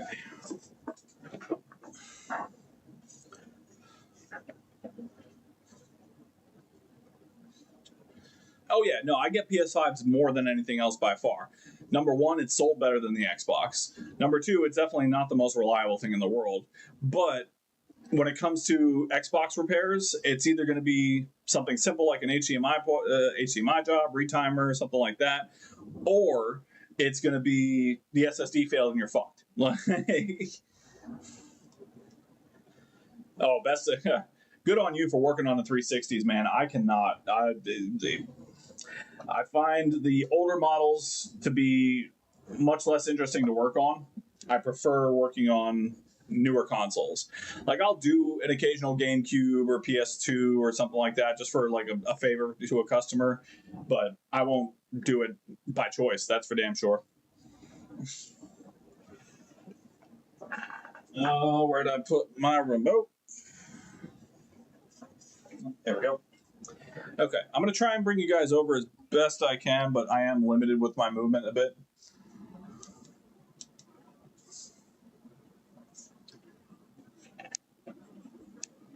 Okay, so turns on just fine.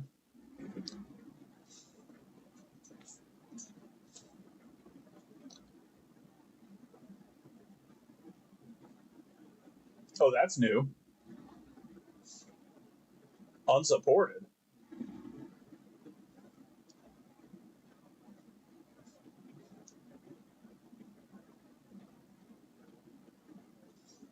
Okay, that's interesting. Okay, I did not have an unsupported issue on my 4K TV. What happened on my 4K TV is, well, yeah, but it does not allow for 4K to be selected, is the problem. It starts up in 480p.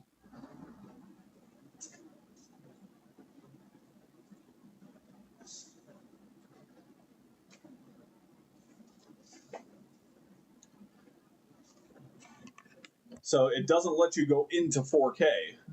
Yeah, I'm going to have to do safe mode. Fuck. How do you do safe mode on these? I always forget.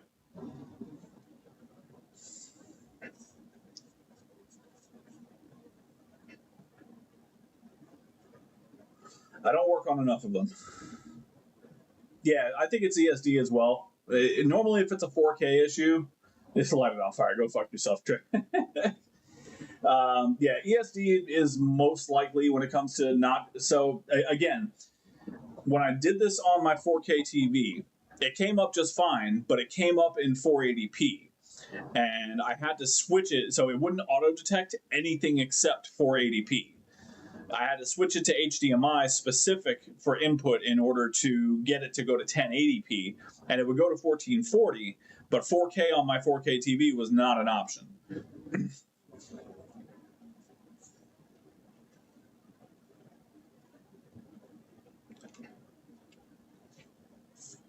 Yeah, but don't you have to push like the eject and the...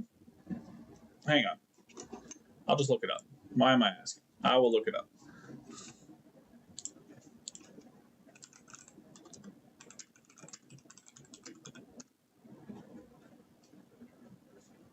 And press and hold the sync button. Okay. So it's hold the sync button. Well, you guys can't see. Sorry. All right. So hold the sync button. Briefly press the power button, and continue holding sync until second beep.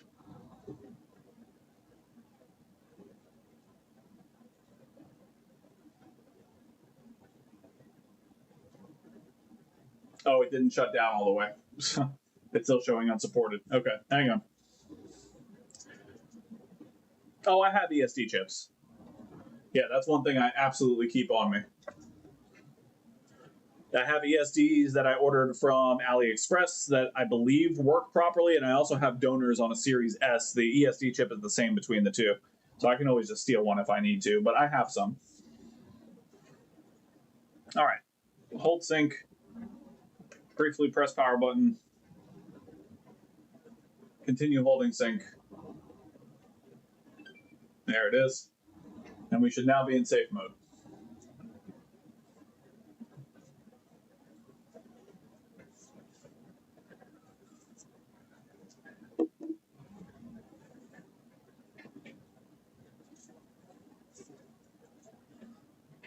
Yes, they are incredibly tiny.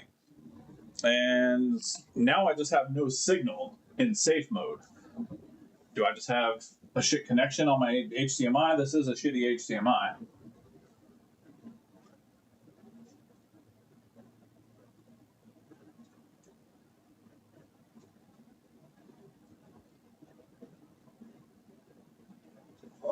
I wonder if it's the port.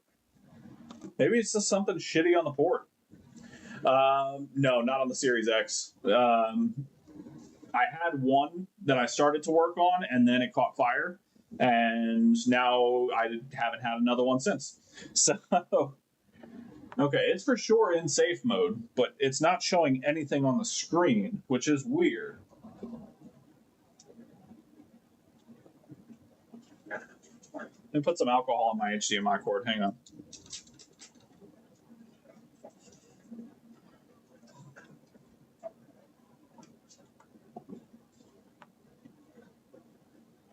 Like, it's for sure in safe mode.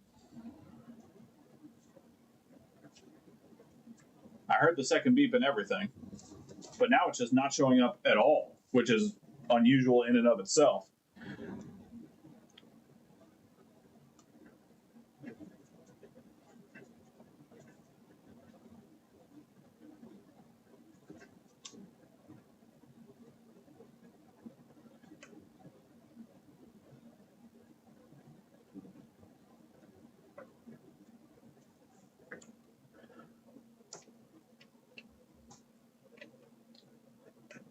Just going to start it up normally again.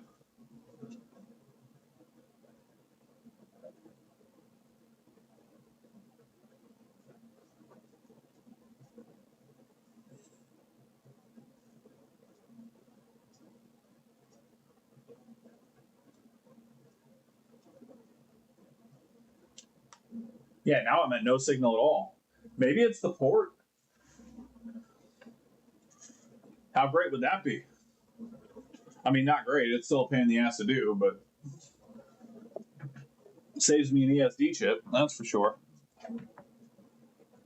Yeah, this port is actually quite loose.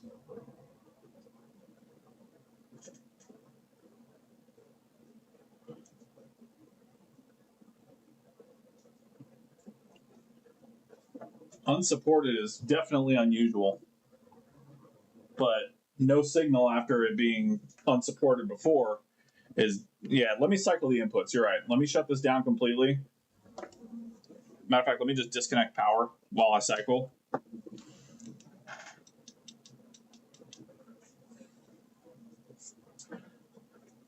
I'd be surprised if it's the port, because the ports usually on these it's like the last thing I work on. It is not common to have port issues on the Series X.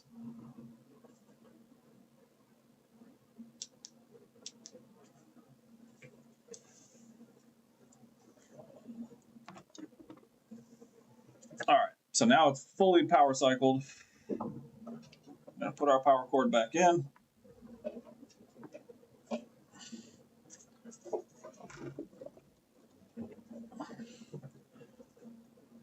I'm just going to start it normally.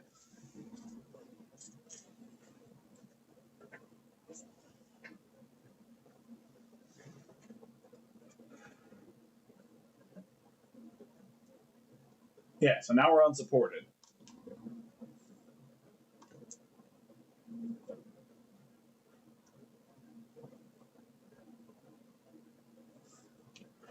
Y and right trigger do vid reset.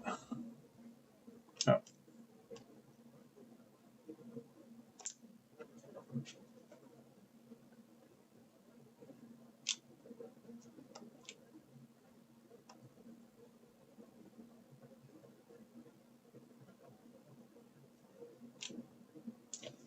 Okay, so nothing there. Let's fully shut it down.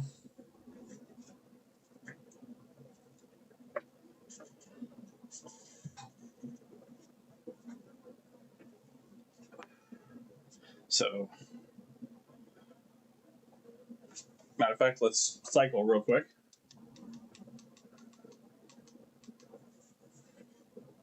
Yeah, no, we don't take Smash consoles here. All right. There we go. And now we've cycled through again. So we're going to sync, quick power, hold sync. Second beep. Unsupported. But we're in safe mode now. It should be in like 480. Yeah, it's got to be something with the HDMI system. Yeah, because now we're in safe mode for sure.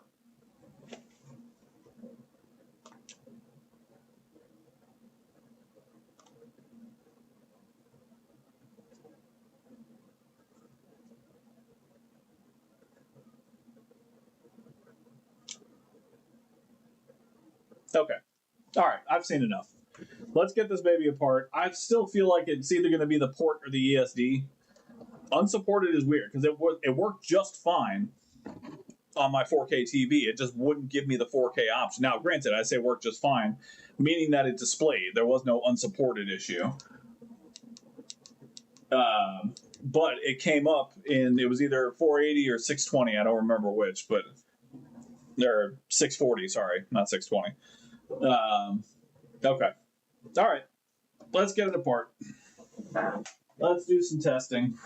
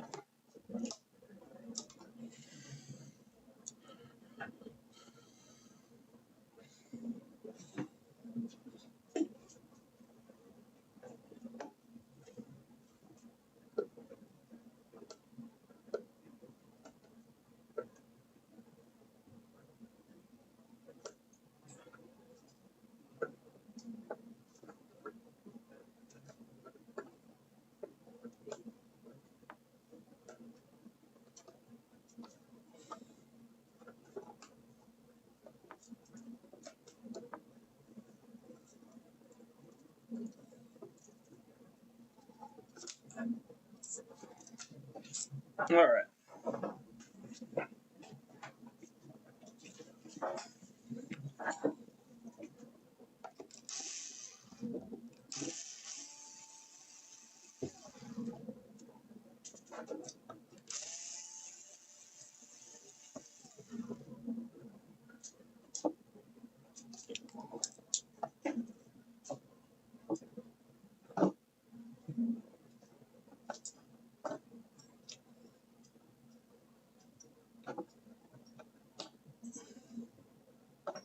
Gotta clear up some space on my goddamn desk here.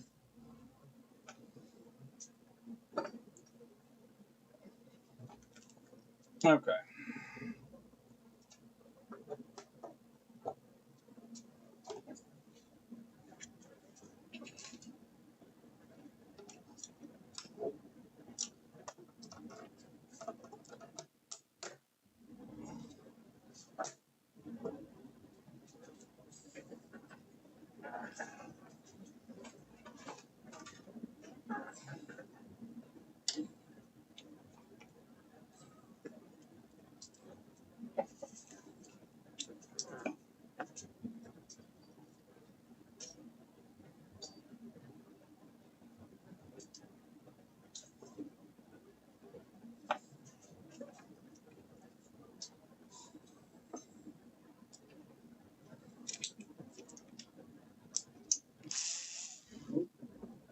That one's too small.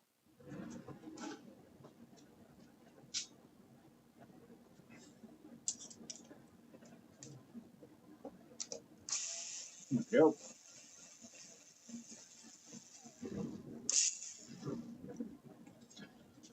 All right.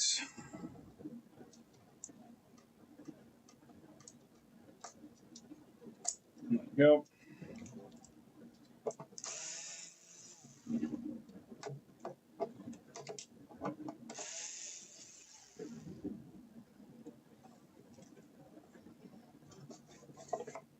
Then come out.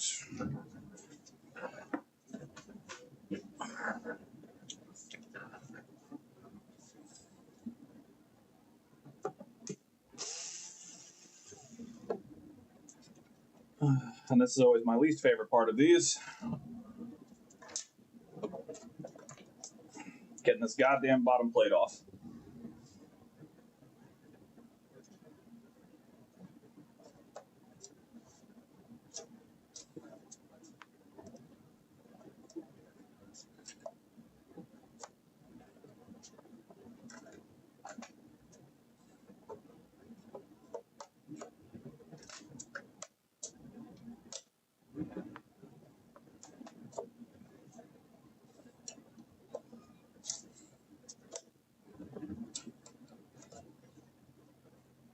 I always struggle getting these bottom plates off. And I know somebody told me a trick to it once, and I forget what it was because I don't work on them enough. God damn it!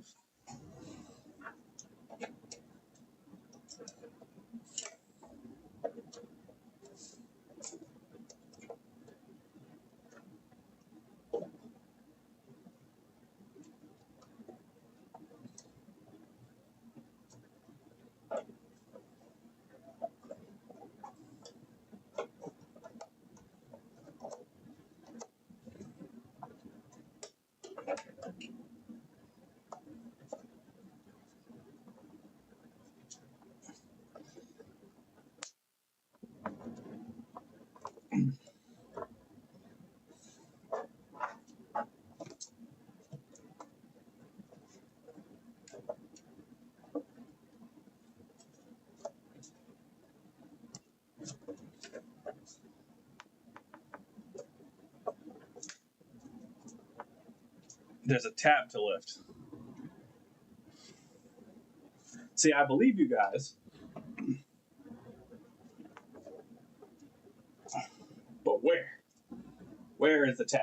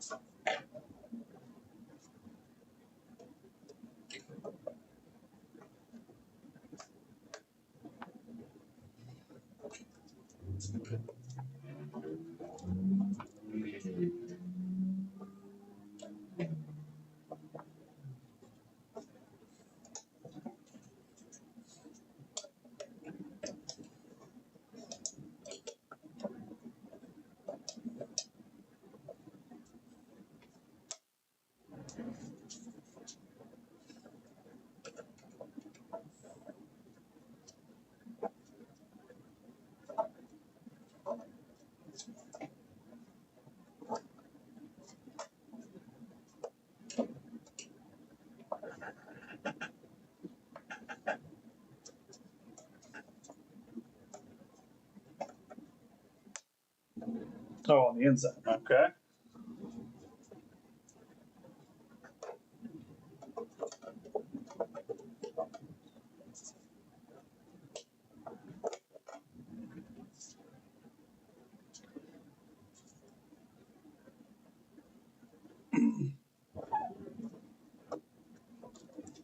Yeah, I see that tab, but that tab always wants to break on me, and I really don't want to break it. You talking about? Let me see if I can get the camera in here. You talking about this tab right here? This guy.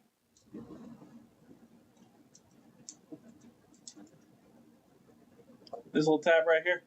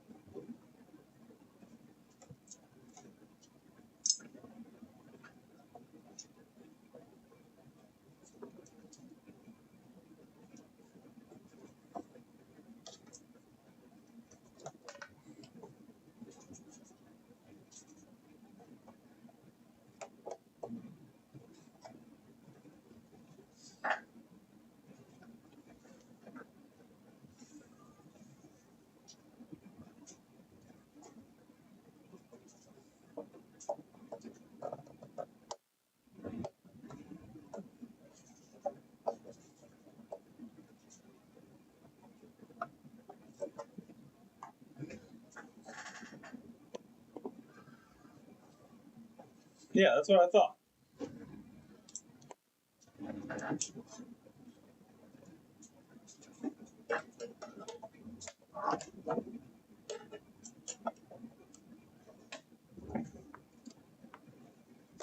Ah, there we go.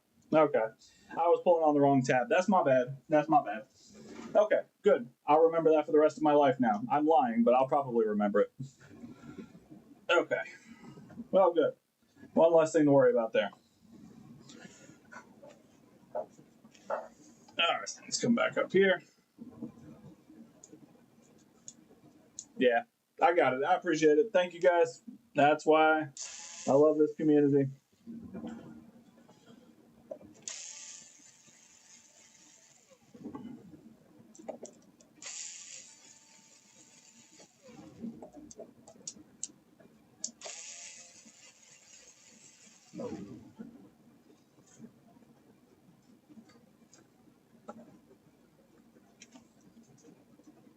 Okay, we got it.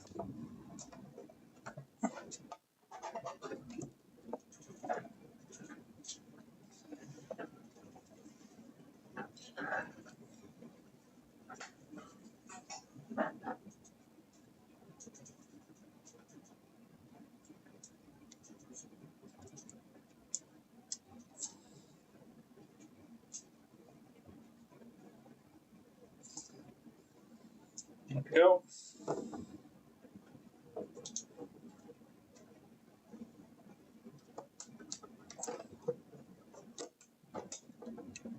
Hell yeah.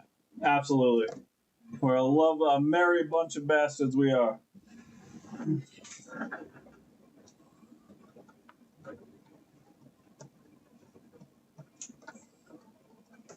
There we go.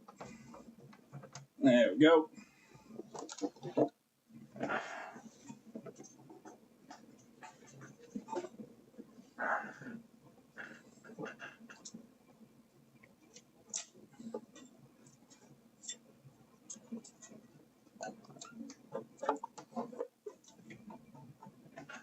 All right.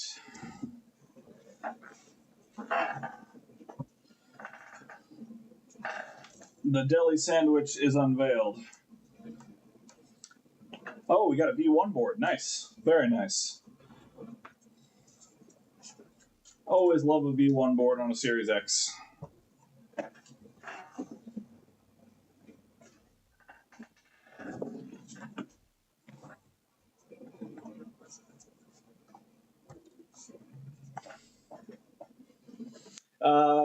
Most likely ESD replacement. Could be HDMI port, but my money's on ESD.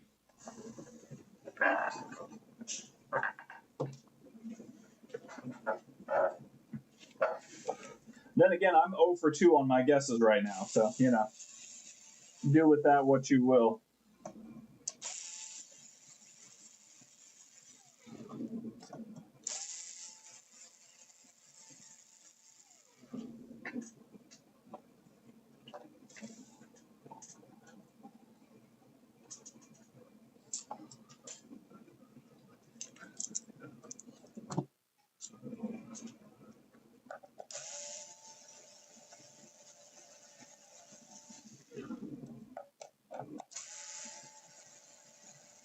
It could be MB7 as well.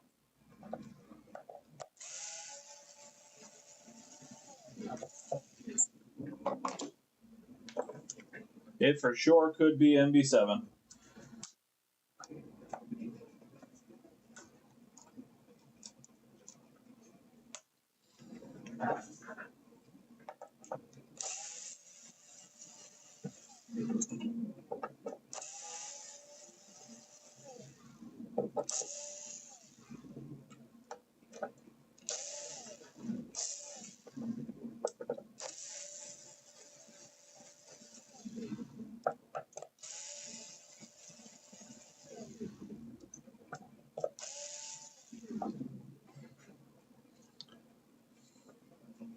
I did not. We can check that now. I have an HDMI tester.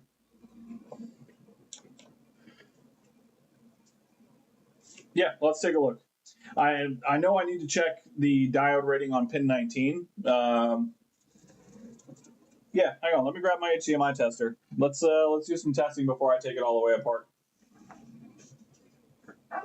Now again, to be clear, this was fully functional on my 4K TV. It just did not have the 4K option. This that you guys are seeing is a very new symptom.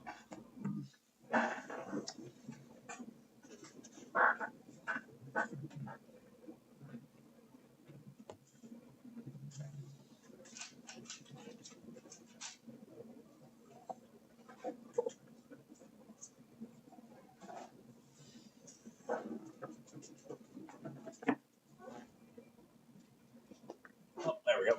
Okay.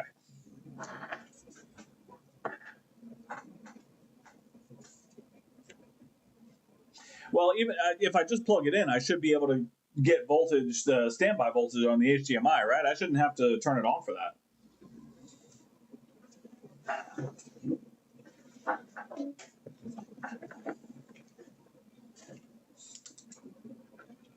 Okay. So first thing I want to check is pin 19 in diode mode.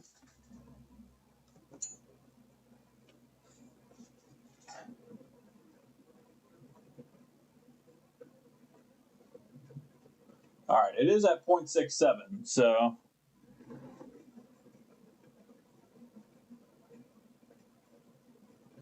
Hey, Yaki, welcome, welcome, welcome. Oh, I do need to run it? Damn. Okay.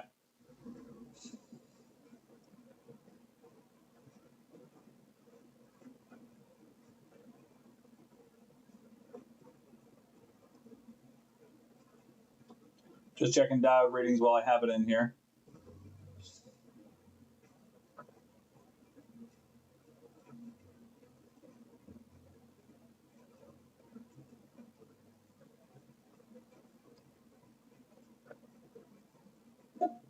$17, no connect. 18 and 19. Okay. All right, so the diode readings are all good. I hope I have a spare power button. I really don't want to have to take it out of the console, but if I have to, I have to.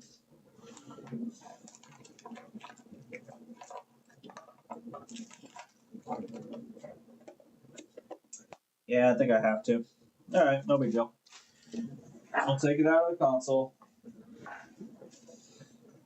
Actually, I'm going to need to do that for testing anyway, so yeah, that's fair. Fair enough.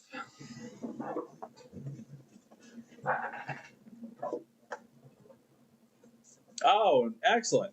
Hey, Anthony, good to see you, buddy. 15, 16, and 18 for 5 volt. Heard. Yes, chef.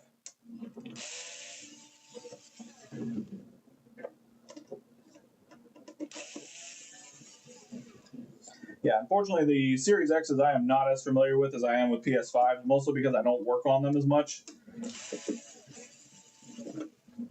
PS5s I work on literally every week, so I've learned more about them. So, those of you that are far smarter than me when it comes to these things, I will absolutely heed your advice.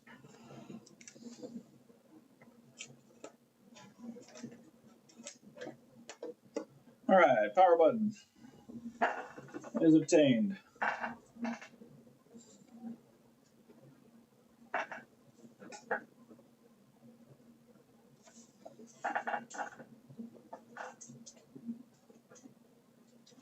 Okay, comes and wraps around this way, so it needs to be installed this way. Oh, hey, Yaki, much obliged, my friend. Thank you. Thank you so much. I appreciate it. Welcome to Roy's Repair and Resale, where everything's made up and the points don't matter.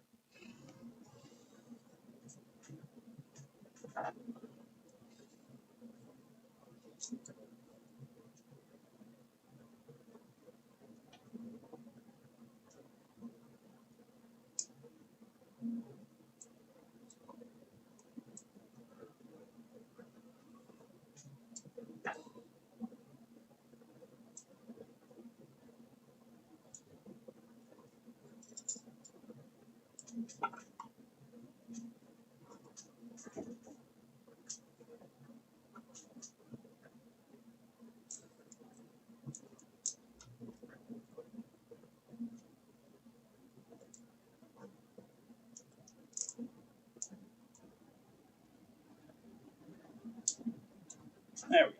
Okay.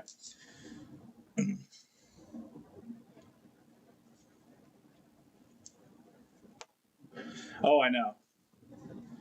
All right, so 5 volts on 15, 16, and 18 shows the ESD is working. Okay. All right, I will trust y'all's judgment on this because I don't know any better.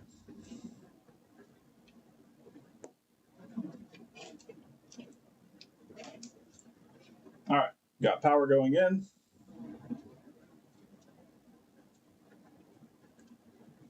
White light. Okay, so it is on. Let's go into voltage mode. All right, so let's check 15, 16, and 18 first. So 15. Nope, no 5 volts on 15. What was it, 15, 16, 18? 16. I've got 3 volts on 16 and 3.3 volts on 18. 1 volt on 19.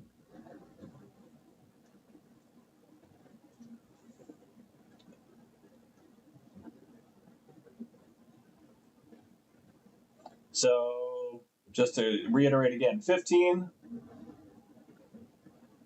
I have 240 millivolts in dropping, fluctuating between 220 and, I mean, you guys can see it.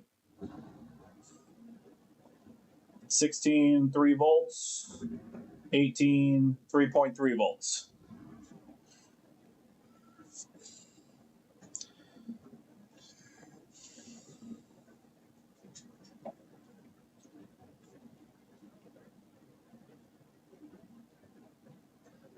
Yeah, ESD would have been my guess, although normally when I've run into ESD faults, when I diode read pin 19, it's going to be under the 0.65 voltage, 0.65 voltage drop.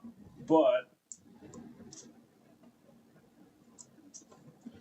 In this case, with the voltage incorrect,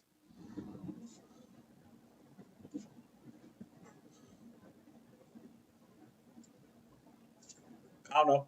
I wish I had a good answer for you, Ace. Yeah, it was on. Yeah, that was powered on. The voltages you got were the ones with it powered on. Yeah.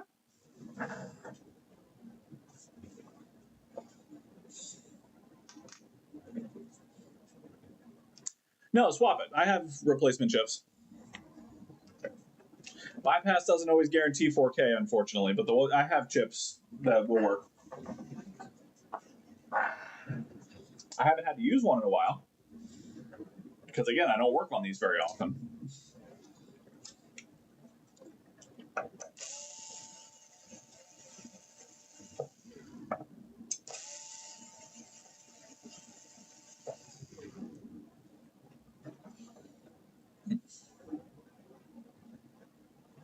Uh,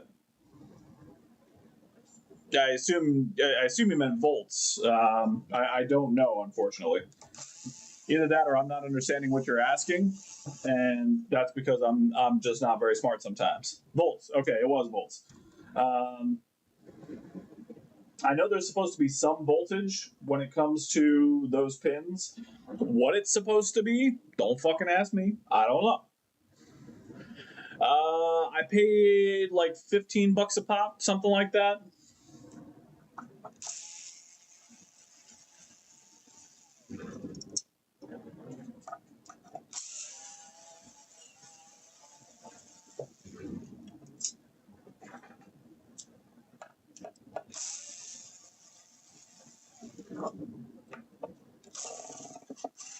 Oh no. Don't do that. We're not doing that. No, sir.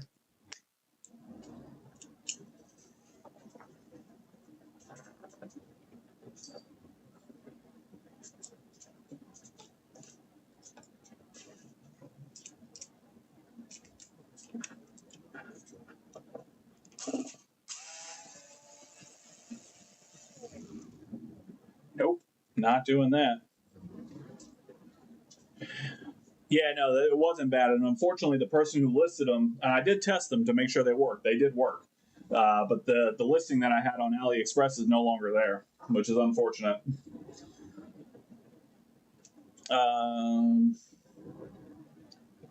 oh yeah, it was right around. It fluctuated between like 480 and 512 millivolts.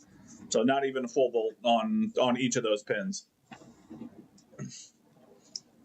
Yeah, no. Look, I know where everything. It's organized chaos. I know where everything is.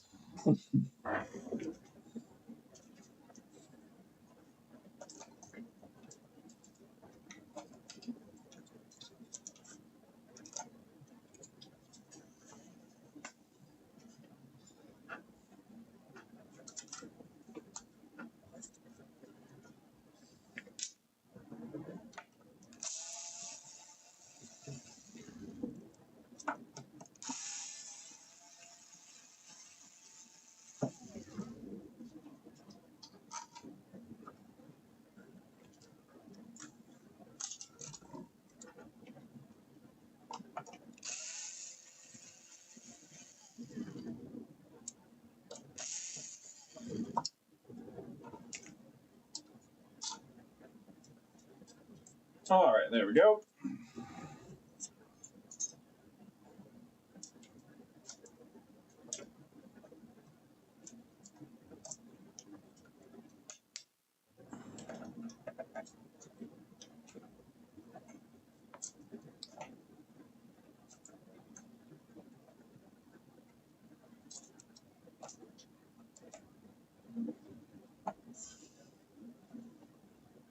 There we go.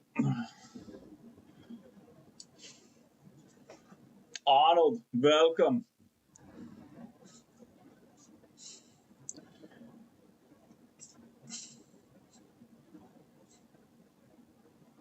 Hell yeah, welcome, welcome. Yes, no, it is absolutely. It seems disorganized at first, but I know where every screw is, and I know what console every screw goes to. It is madness, but it is my madness.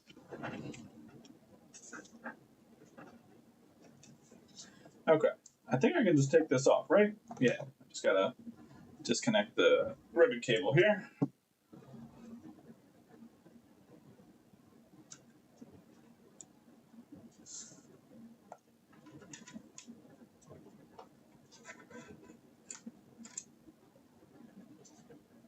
Yeah, buddy.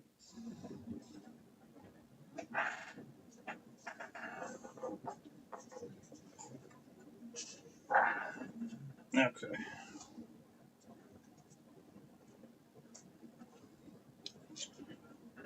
Oh, these things. God, I hate these things. That is the downside of the V1 board.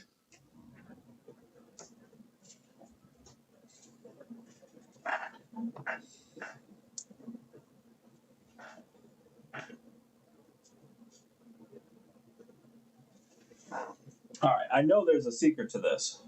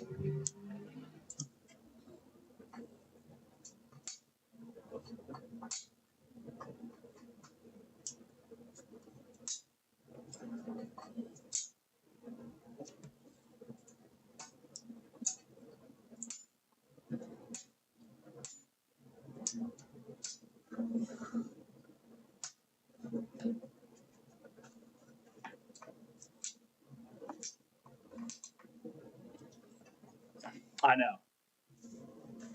I hate this goddamn shield with a passion.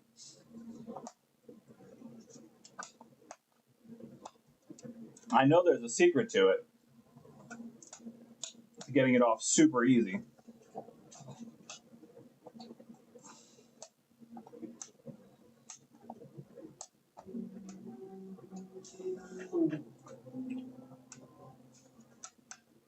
There we go. I knew it was in there somewhere. God, I hate that thing. Okay.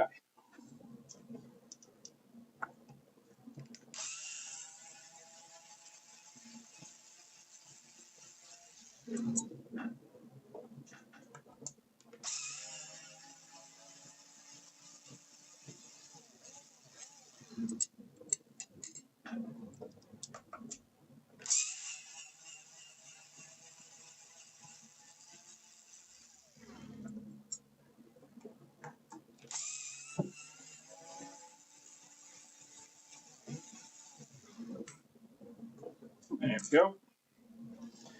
Beautiful. And up we go.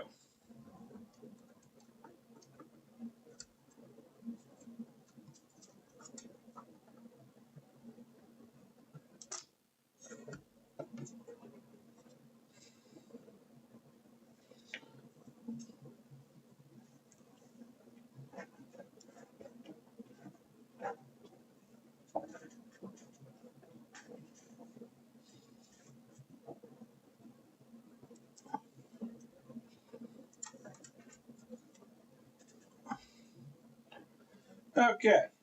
There we go.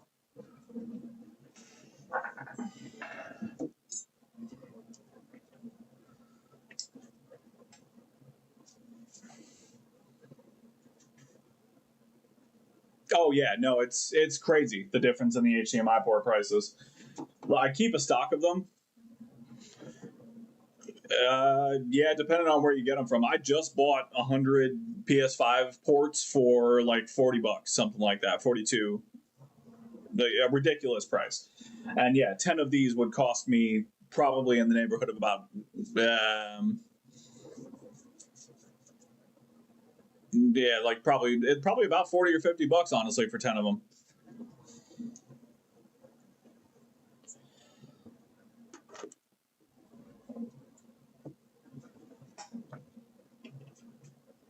All right.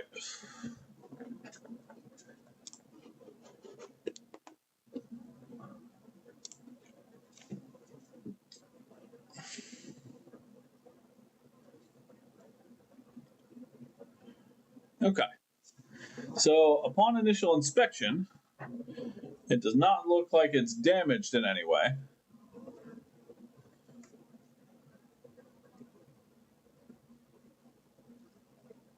No, looks pretty good. I am going to check just a couple readings. We'll check for shorts on those two capacitors. Check the resistance on some of those resistors.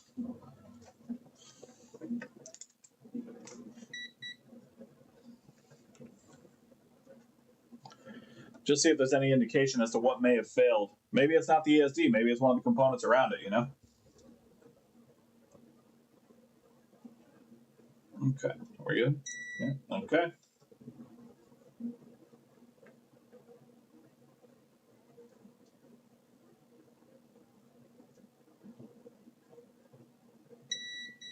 Okay. Just making sure I'm not getting any weird readings. Let's go into resistance mode.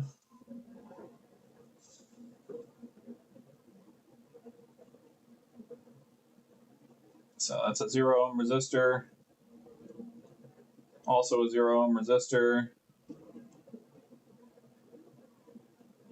It's a 10K.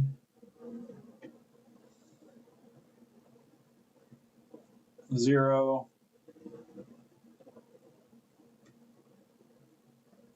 2K.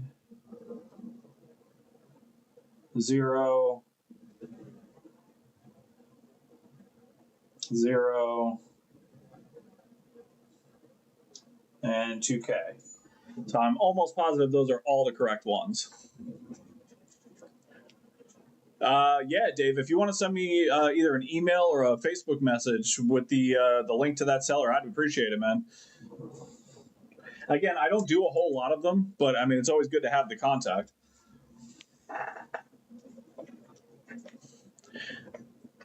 No, unfortunately, my Discord got hacked and I got kicked out of all the servers, so I'll have to rejoin them at some point. Actually, well, let me just check this area right here. I know this can cause issues. Let me just make sure I'm not short on anything I'm not supposed to be short on.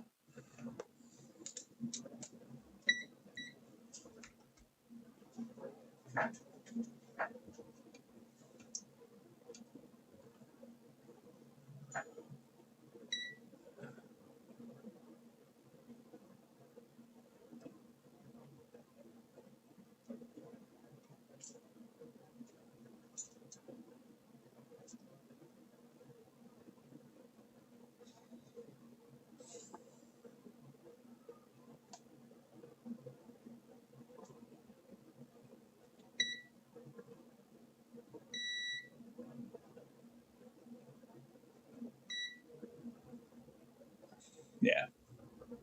Nope. Nothing short. Okay. I'm out of Florida.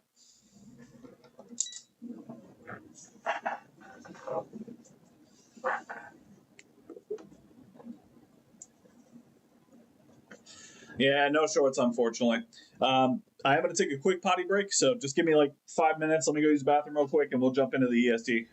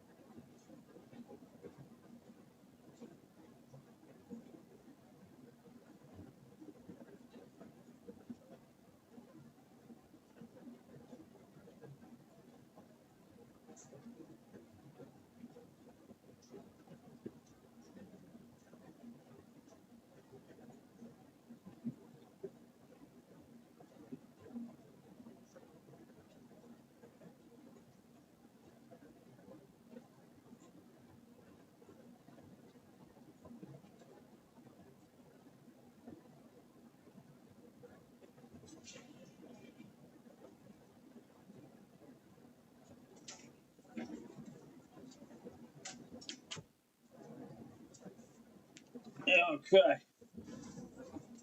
Oh, thank you, David. Yeah, I appreciate it, man. I just got them. Thank you. Okay. Oh, Lord.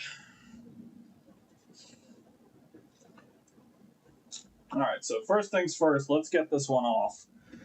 I know these things are a bitch to work with. I haven't done one of these in a long time.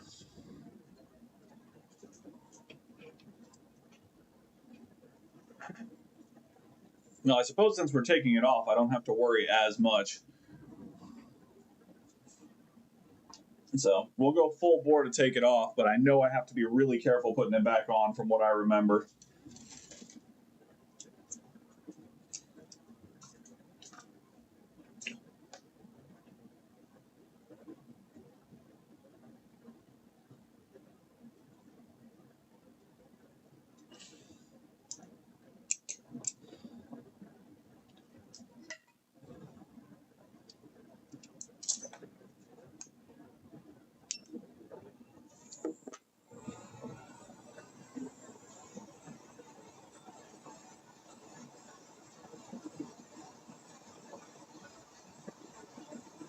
Well, yeah, but I'm already taking it off. It's bad, so I'm not terribly worried about the about this one, unless it breaks and then I got to take it out in pieces. But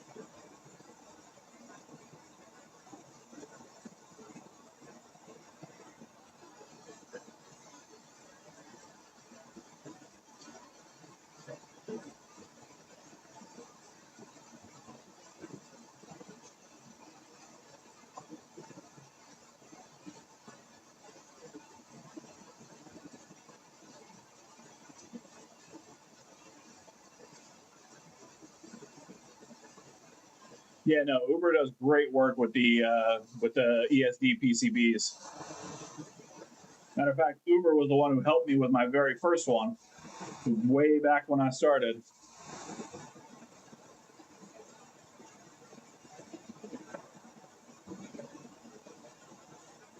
All right, there we go.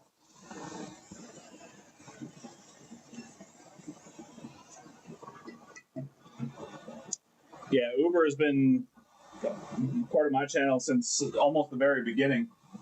He was the one who helped walk me through my first ESD bypass.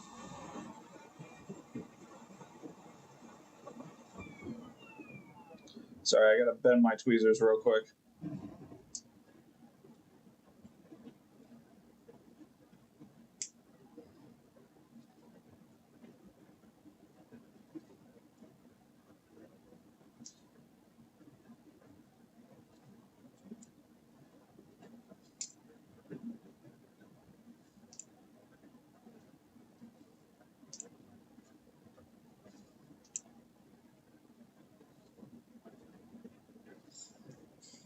Yeah, I know. I just did. We're good. Just straighten them back out.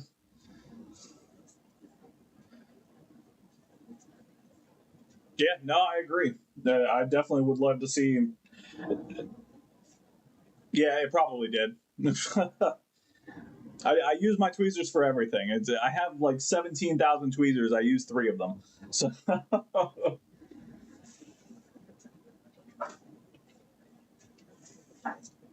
All right.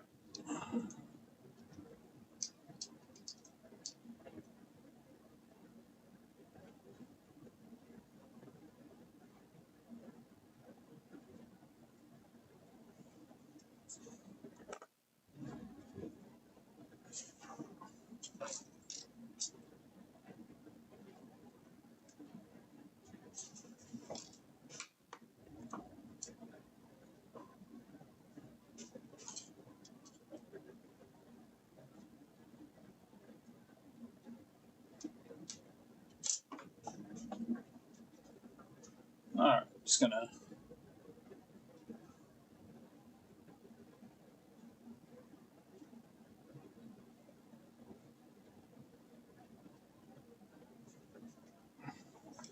Put some leaded solder on there so I can soak up the old solder easier.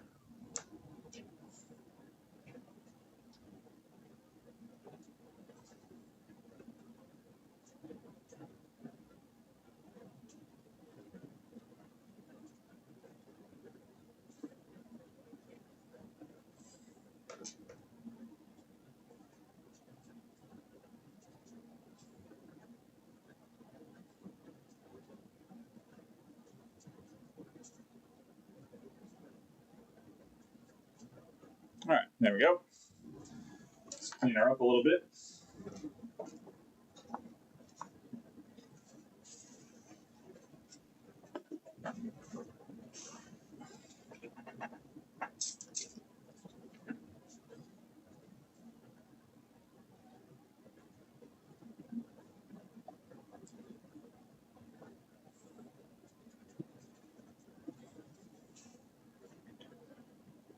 Yeah, we can definitely look into that, man.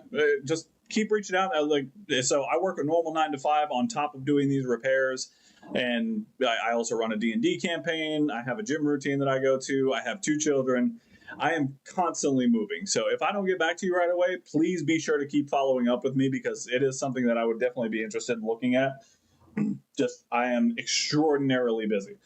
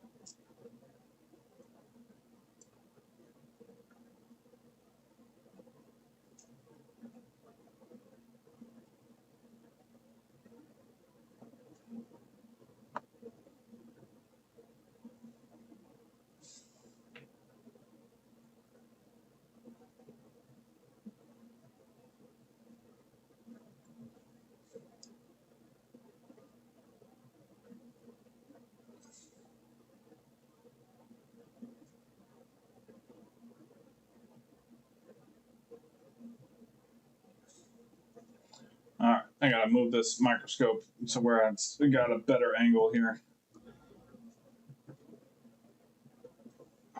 Move the board too.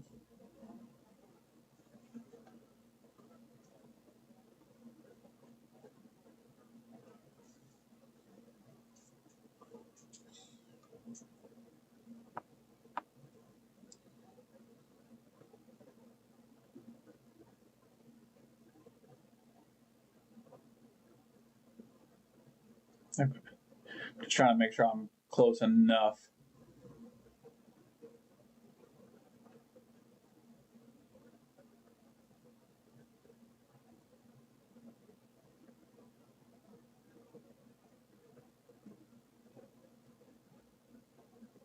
All right, that should be pretty close. The only reason I don't put a little bit of flux down, especially with these, is because they will float. And if they float on me, then I lose solder balls, and then I got to do the whole thing over again. So normally, what I'll do with these is I will heat them until the solder balls have at least bonded to the board a little bit, and then from then I'll go on and put a tiny, tiny bit of flux down, and then reflow it. So I'm going to come down way low on my airflow on this to like, I'm going to come down to 20%. Still going to be at 480, but I'm coming down to like 20% airflow.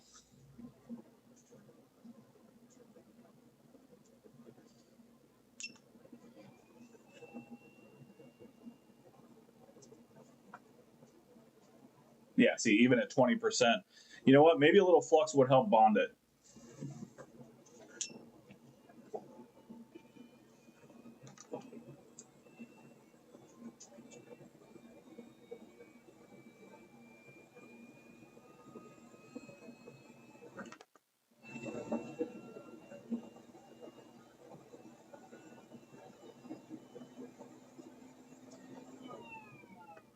So that is an unusual circumstance. That does not usually happen.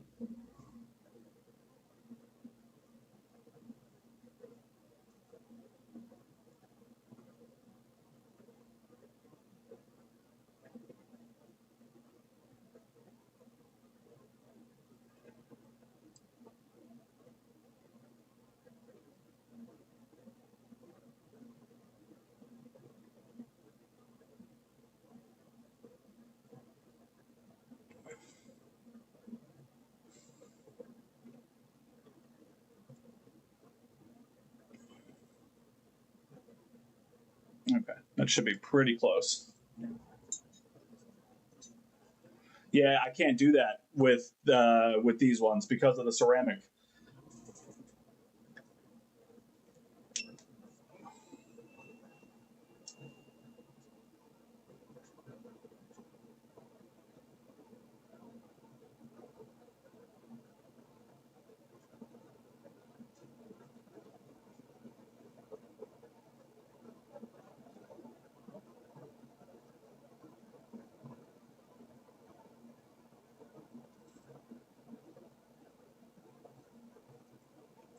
All right, so we are going to be here for a minute because my airflow is super low.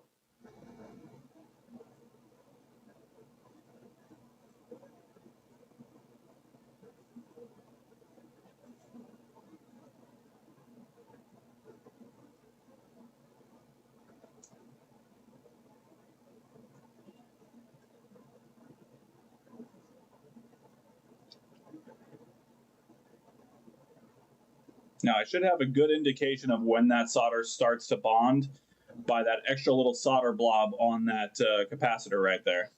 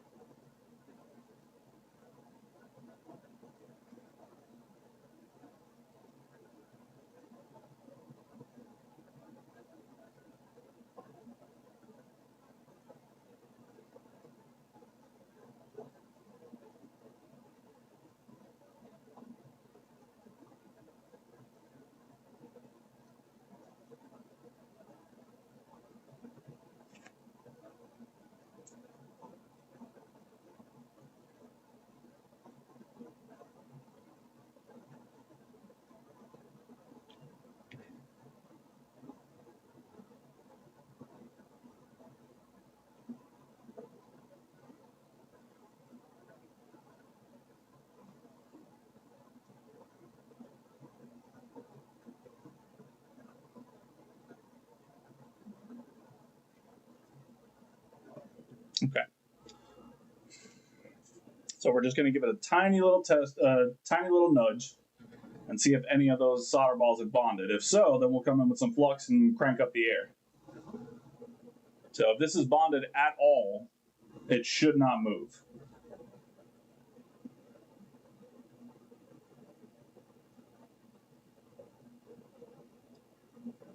Okay, good. It is not moving.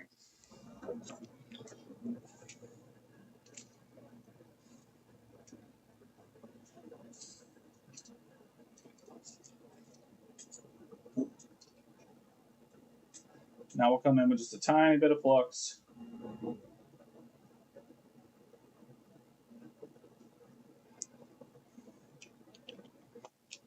Crank our airflow up to like 50.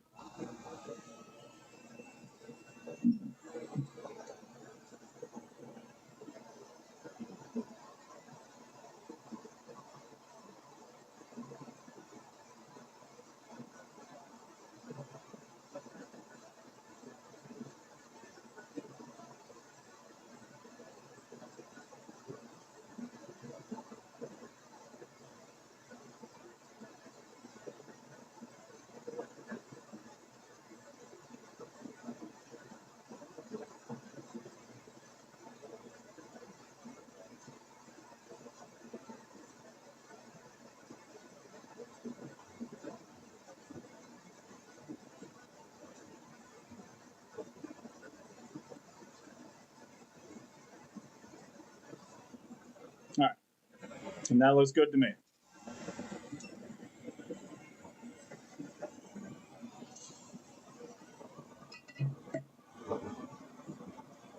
We're going to let that cool way down before we do anything.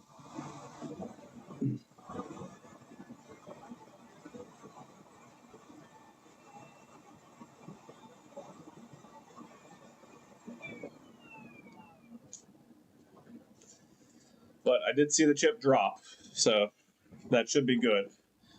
I also didn't see it wiggle into place, which means we had it pretty well on par when we set it.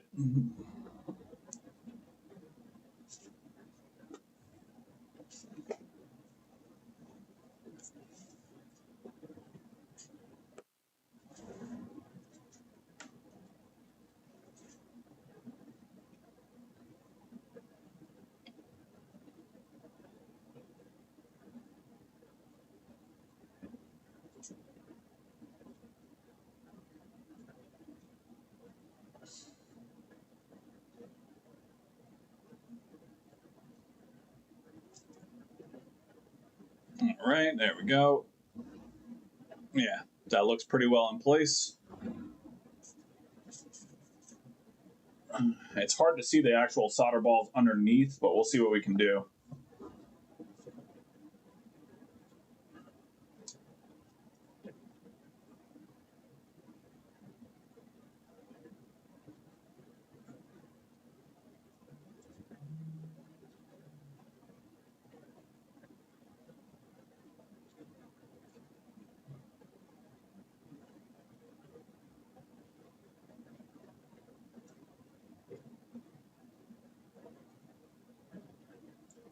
Yep. Those look good. They look well bonded.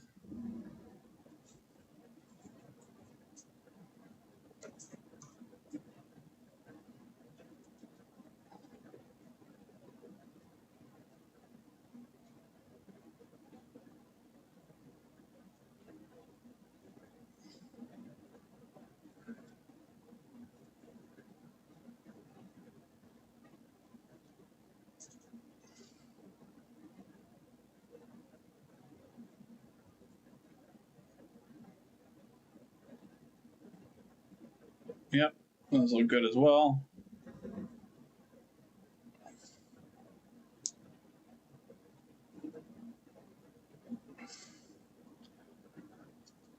No. No, I'm not falling for it. Both of you. Both of you can get fucked. All right?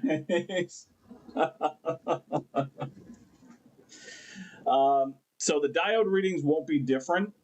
The voltages should be, though. But the diode readings should not be any different. Because we had the correct diode readings previously.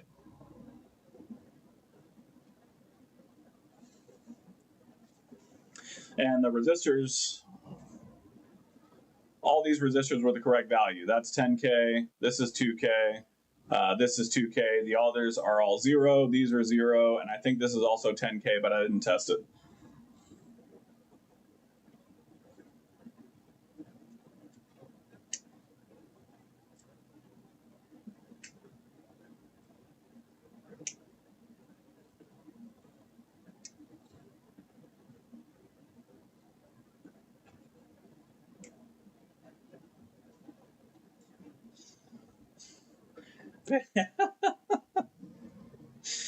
Also, good to see you, Machina. Welcome, my friend. Welcome, welcome. Okay. All right. Let's get this back together enough to test.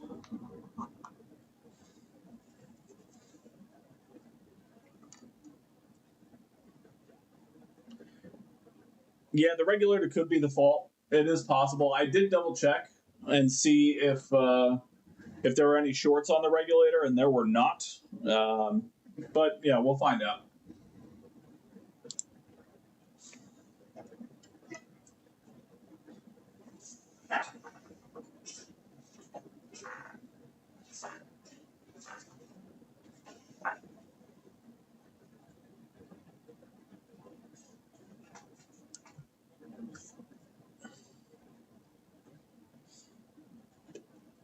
God damn it.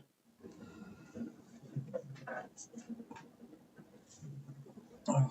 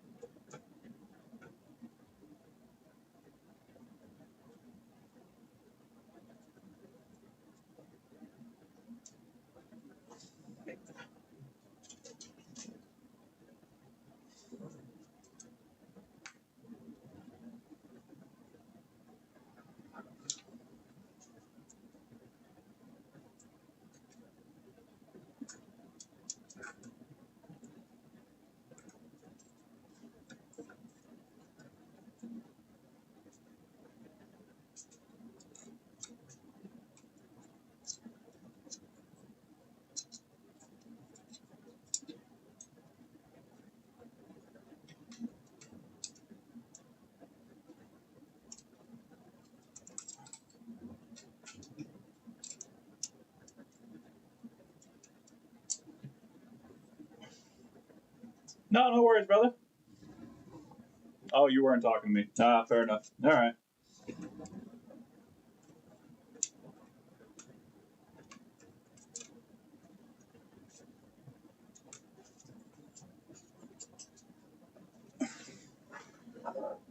Yo, where is my grill? There we go. All right.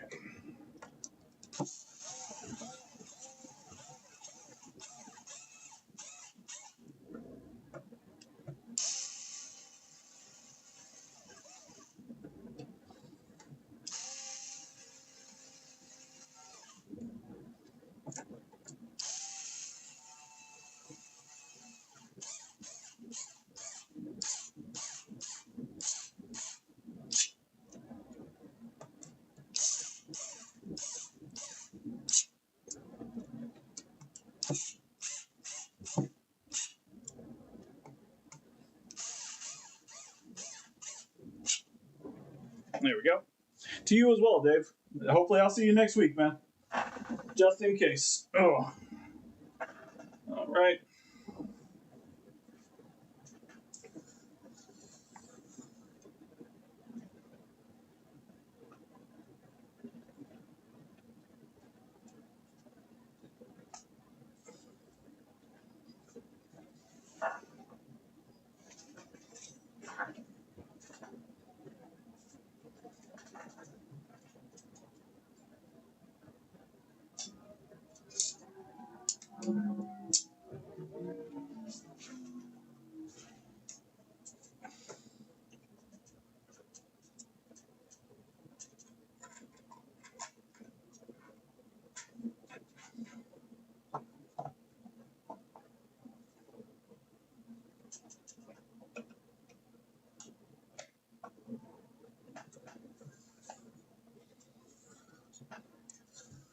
Okay. So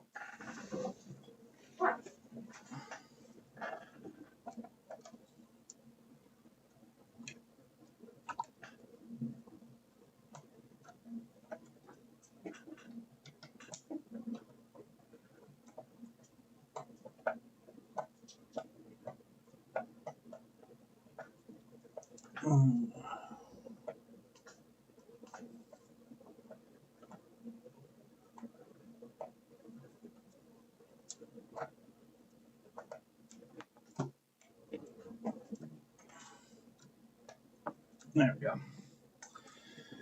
Okay.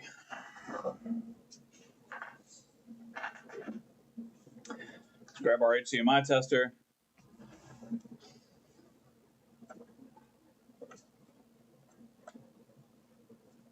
All right, so first things first, before we power it on, I do want to make sure that we're still getting the proper diode reading on 19. That will at least give me some indication that I haven't fucked it completely.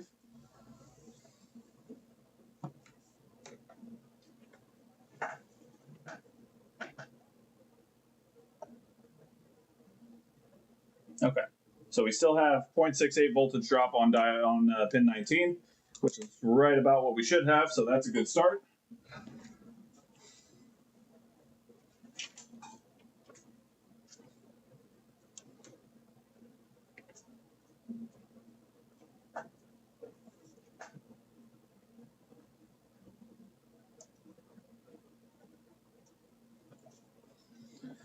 All right, power button is in. And I just lost my microscope. God damn it.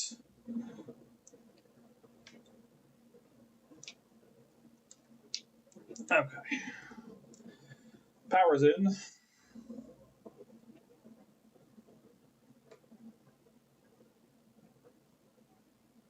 Power's on. So we can all see.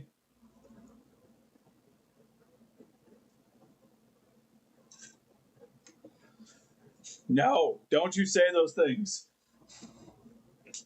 All right, into voltage.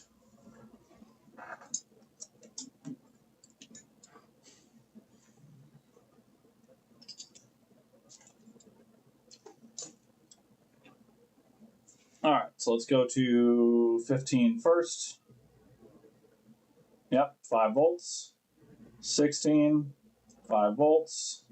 18, 5 volts. So, by my understanding, this should now appear on my television screen. Let's find out.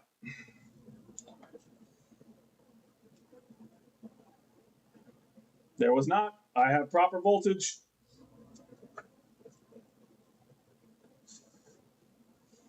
Why do you all hate me?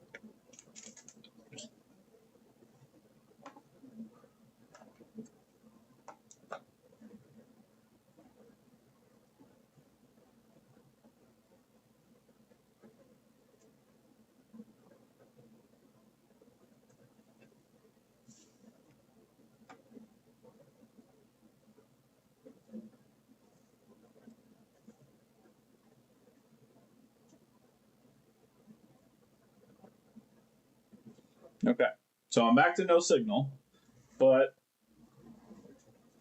again, I don't know if it's something because of the way that it's set up.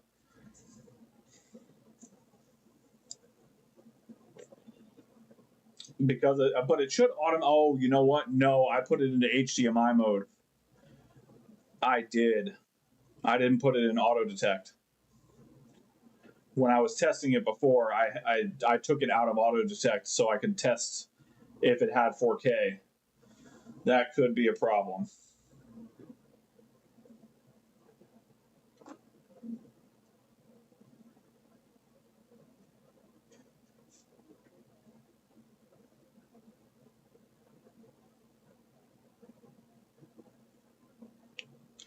I can't. My other TV is in my bedroom, and my partner's in there sleeping right now. I can't test it. But I should still be getting something here. Maybe I need to try putting it in safe mode, but I can't do that until I put it back together.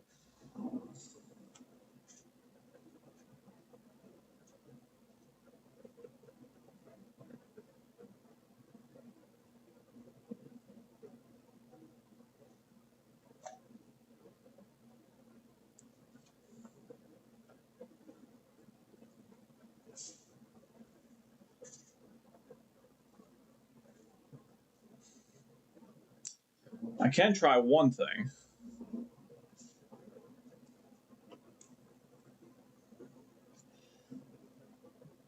Okay. I'll try that.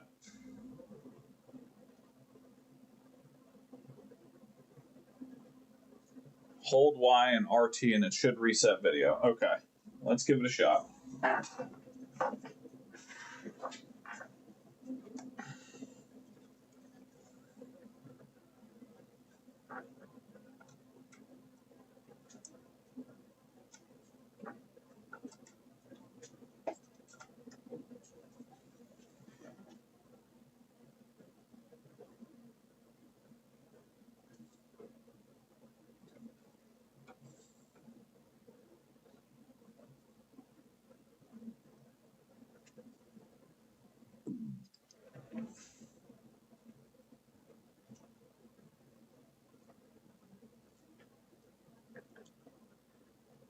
Yes, we have 5 volts now, yeah.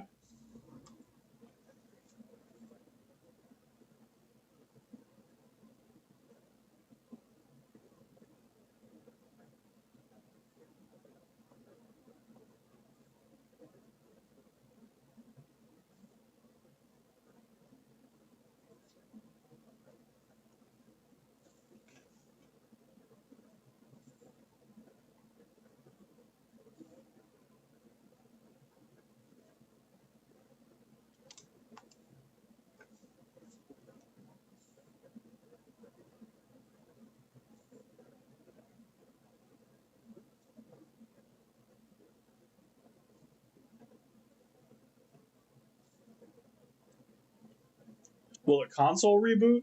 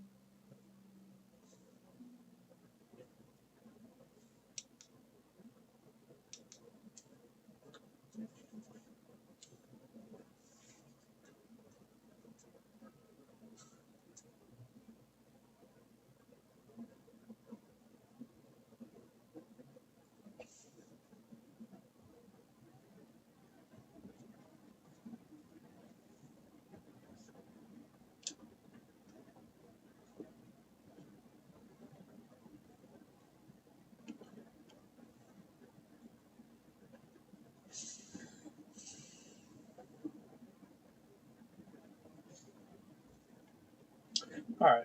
Let me try this real quick and see if we can at least get back to the unsupported area. Let me disconnect power for 10 seconds.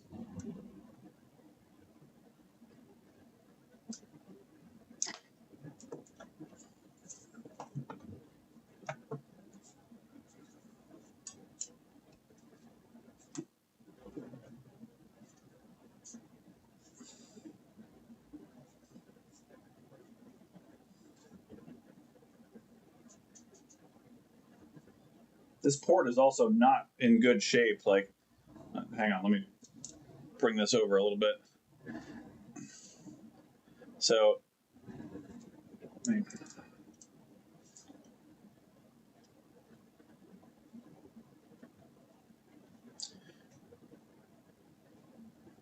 like, there's a lot of up and down movement here.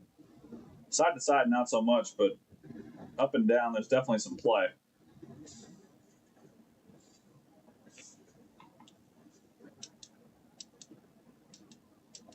But I have all the readings correct on the HDMI port, so I don't think the port's the problem.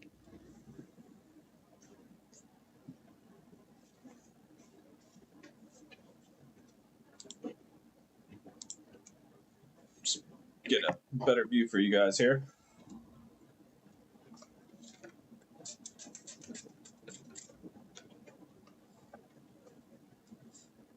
No, it doesn't look like it was dropped. It's in really good shape.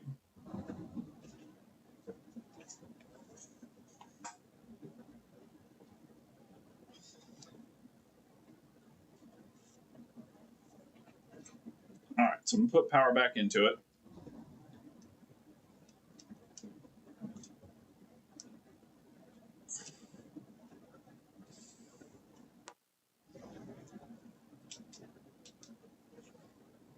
I don't think it's the encoder because I'm getting all the proper voltages.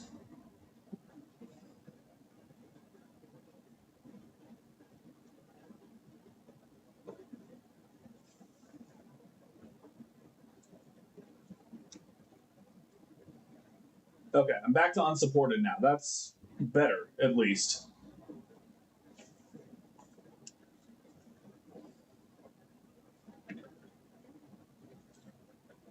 No, it's a full desk. Full L-shaped desk. I'm just very large.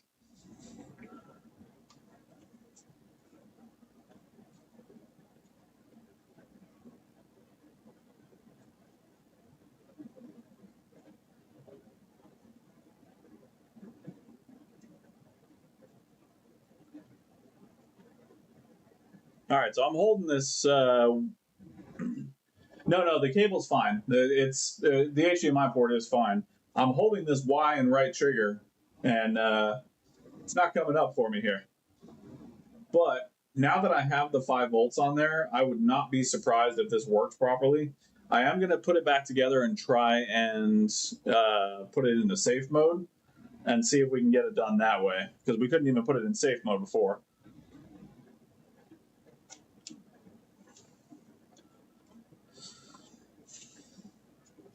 But the unsupported gives me hope. The unsupported actually is good news for me because now I have the proper voltages and unsupported. That gives me better hope.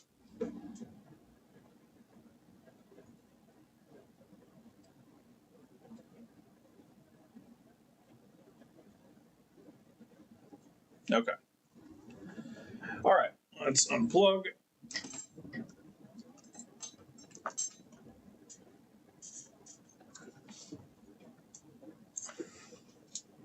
Let's get it put back together. Let's see if we can get in safe mode.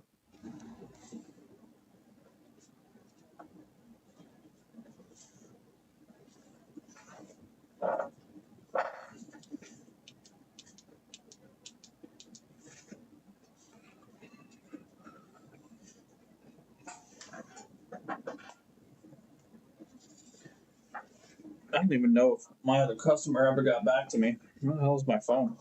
Nope, phone's on the floor.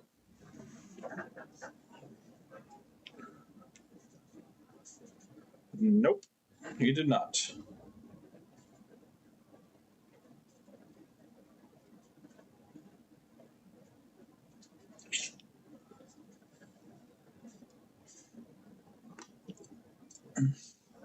Soda.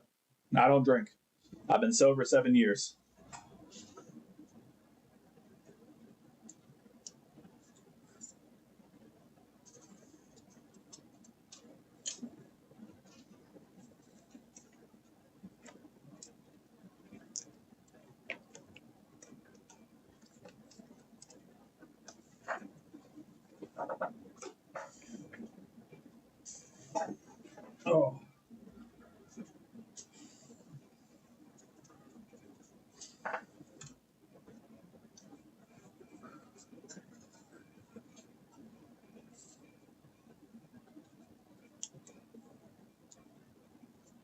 Thank you, brother. I appreciate it.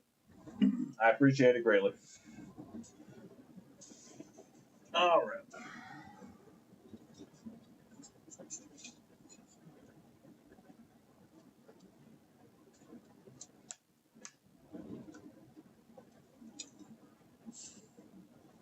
I appreciate that.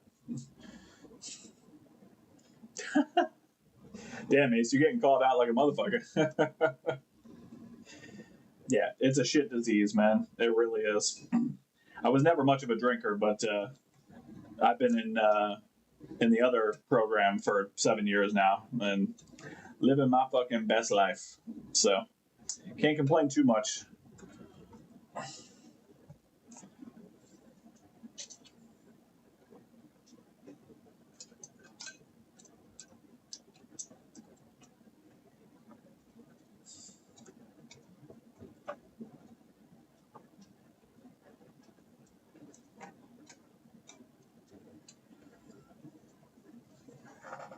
Oh.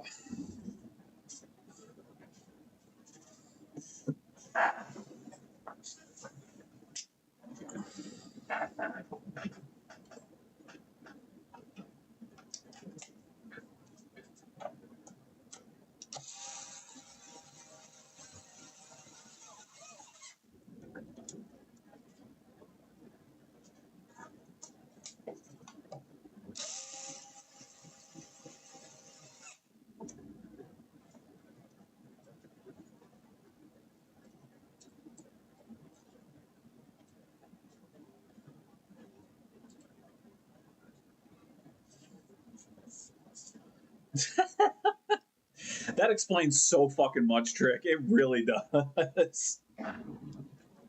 The console spin. That's probably why it's taking you so long to do that fucking SSD controller I sent you months ago.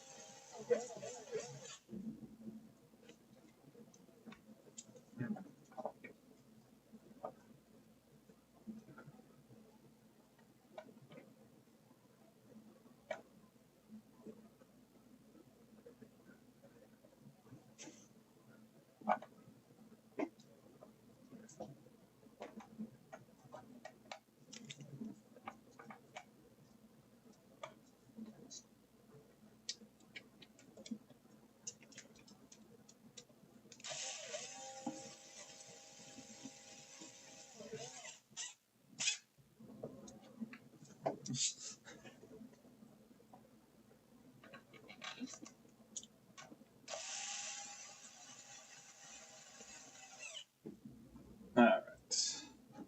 So we're going to put this back together enough to test. Oh, I almost did a dumb thing. Almost did a dumb thing.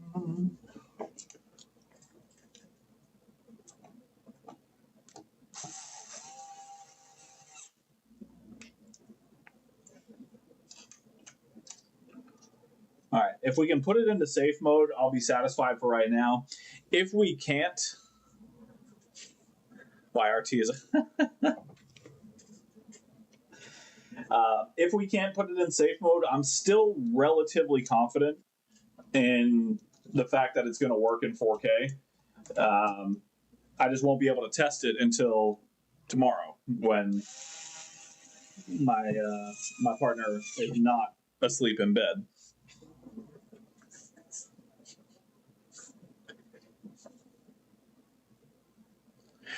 You fucking son of a bitch, Ace.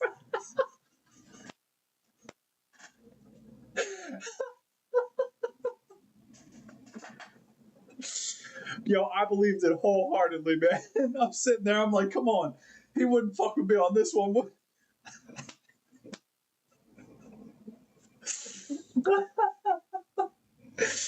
I believed it whole fucking heartedly, man. Oh, that's just mean. That's rude.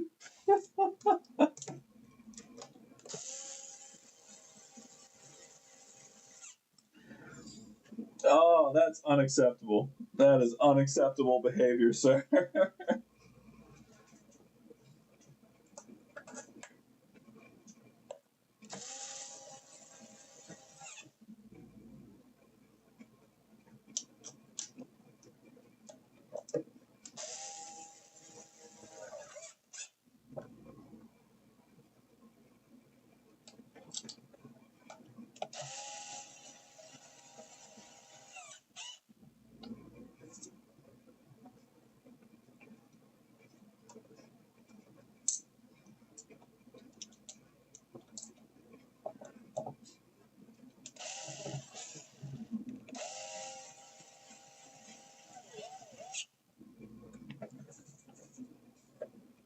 No, I don't fucking believe you anymore. You son of a bitch. um, no, I know safe mode is the sync button and the power button. You know what? In case you're not fucking with me, I'm gonna look it up online before I do something stupid. This watch fucking the eject button and power button is the equivalent of the Alt F4 on the Xbox.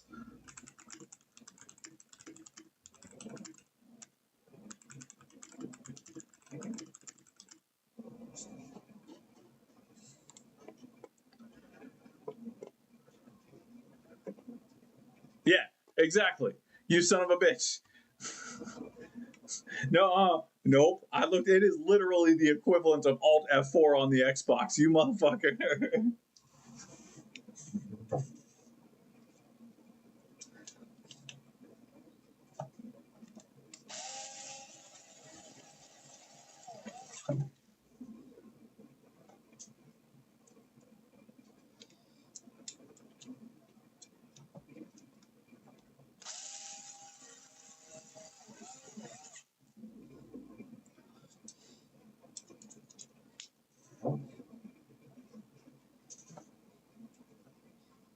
I can't believe you got me with the fucking Y right trigger shit, man.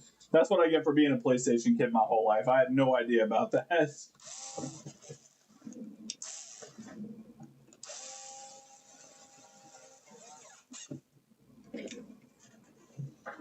All right, that's all the screws for that. Yes, yes, excellent.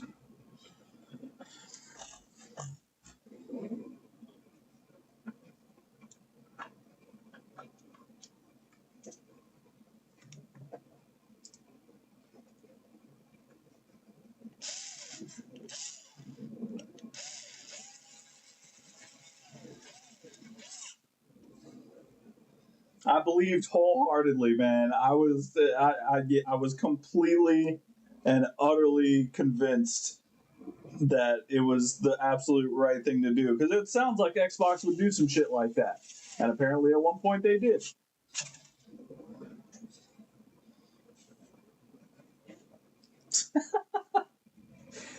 Fucking Ace out here trying to give the Konami codes on how to fucking Xbox completely.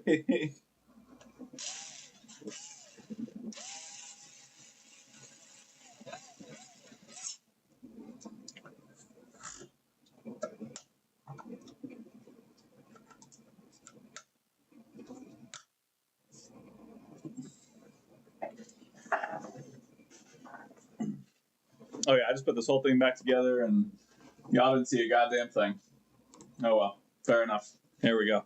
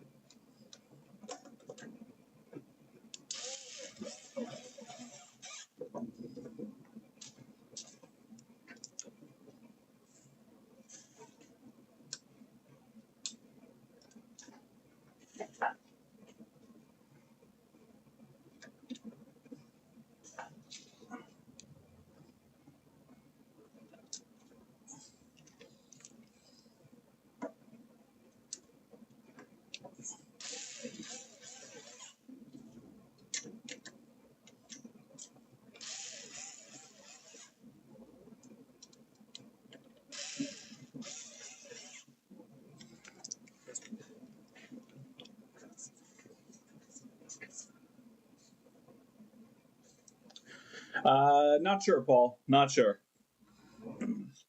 I'm still having the unsupported issue, so we're going to try to put it in safe mode. It did fix the voltage problem on the HDMI circuit, so I'm pretty confident that it will work. I think this problem is on my side because when I tested it on my 4K TV, it did not. I put it into HDMI mode instead of automatically detect. So I may have fucked this one.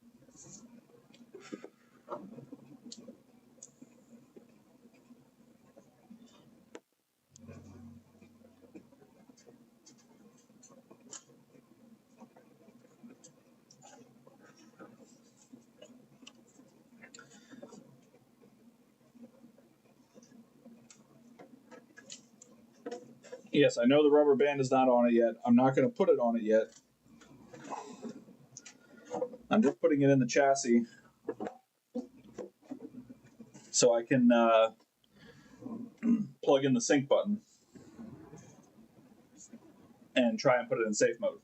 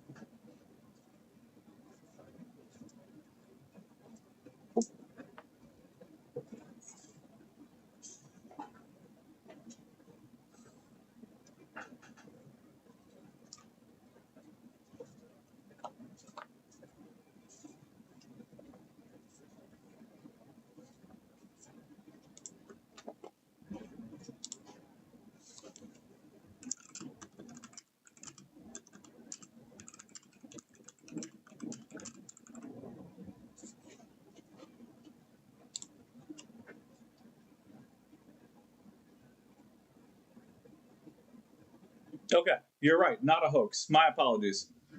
Xbox and eject will actually put it in low res mode. Okay, fair enough. Fair enough.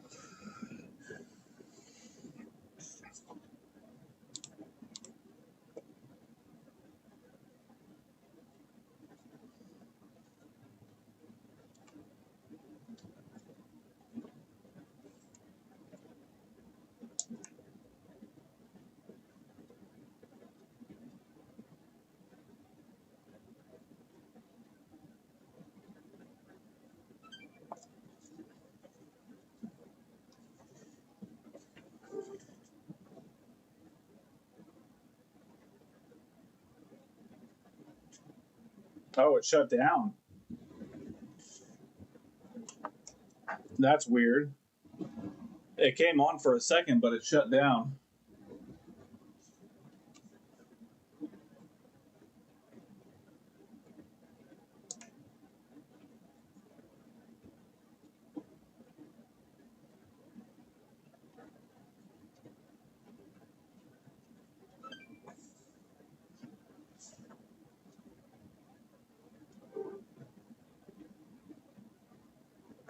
That is interesting. Hang on. Let me get you guys a better picture here.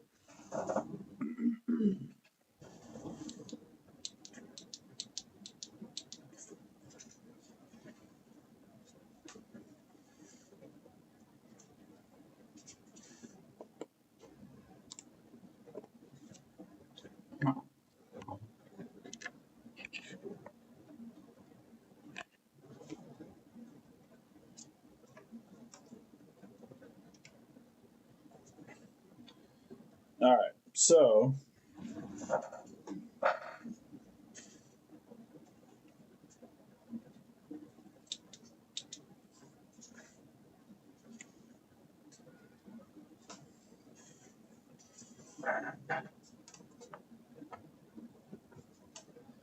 all right, so low res mode is these two at the same time.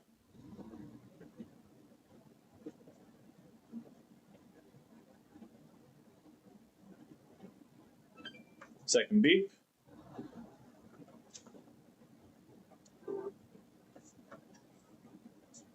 And then it shuts down. Interesting. Interesting indeed. Why would it do that?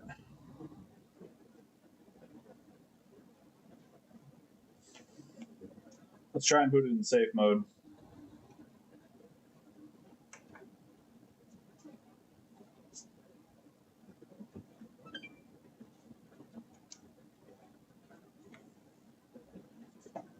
Okay, it comes up in safe mode just fine now.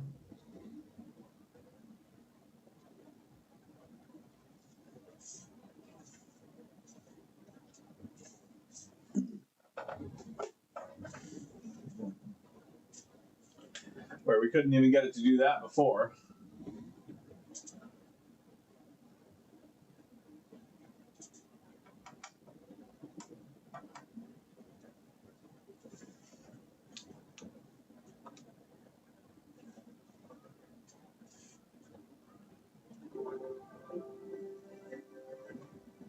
Okay, we got progress.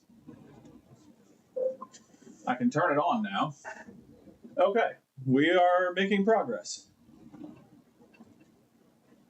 All right, excuse me just a moment.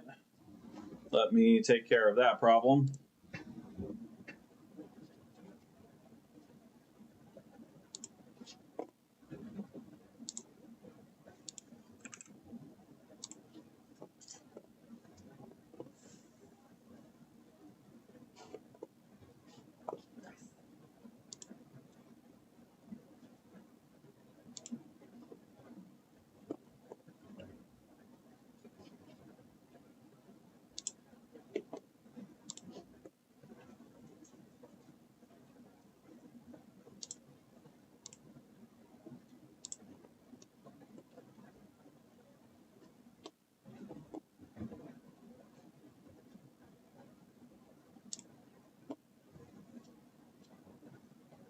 All right, just a moment, guys.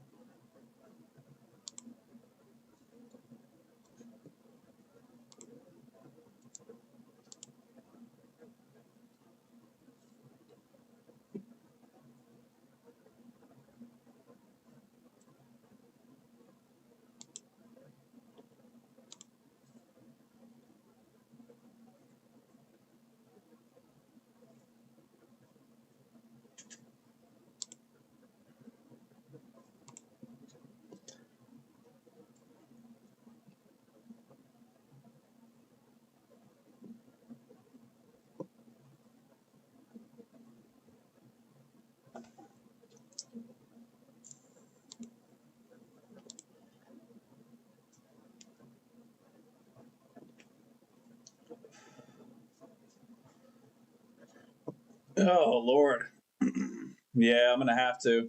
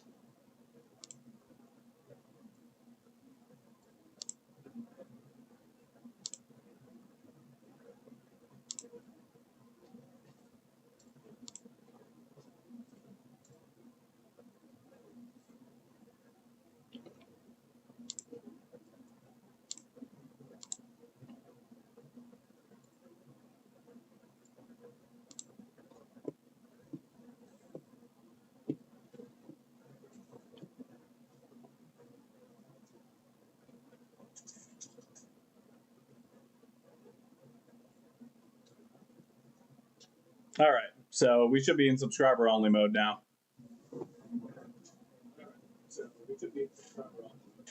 Sorry about that, guys. That's less than ideal. My apologies.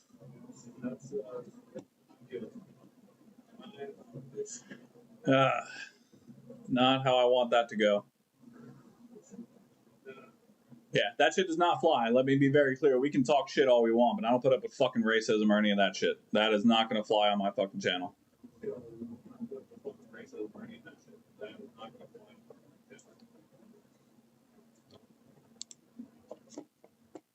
Okay. All right. Anyway, back to what we were doing.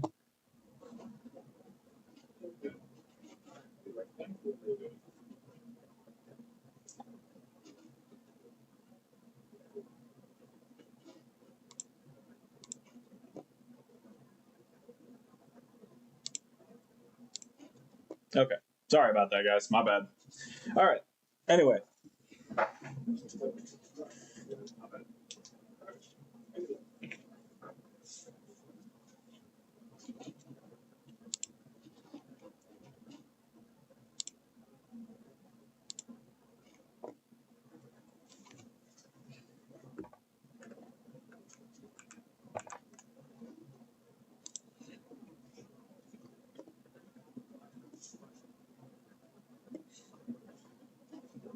Well, hopefully I only have to do it for tonight. We'll see how it goes. But okay.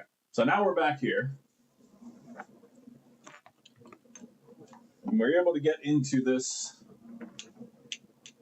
So let's go to our settings.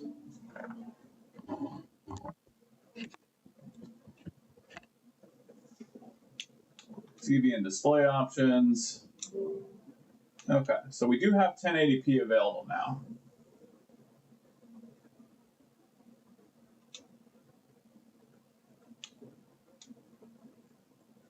Okay, so we are in 1080p.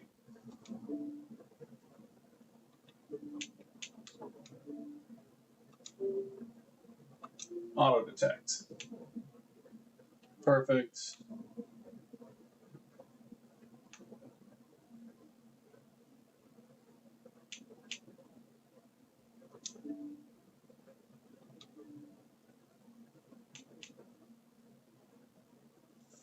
Okay, so now I got it into 1080p.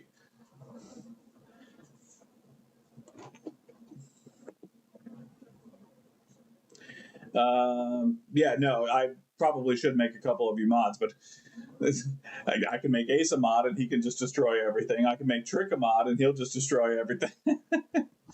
Yeah. I do need to make at least a couple of you mods for sure to help out with that.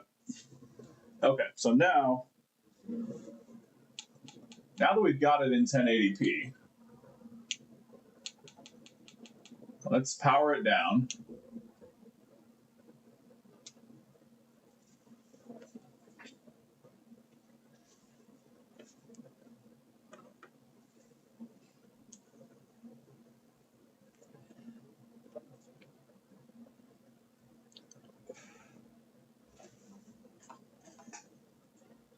Yeah, I have a feeling what was probably happening is the 4K lock was causing a problem rather.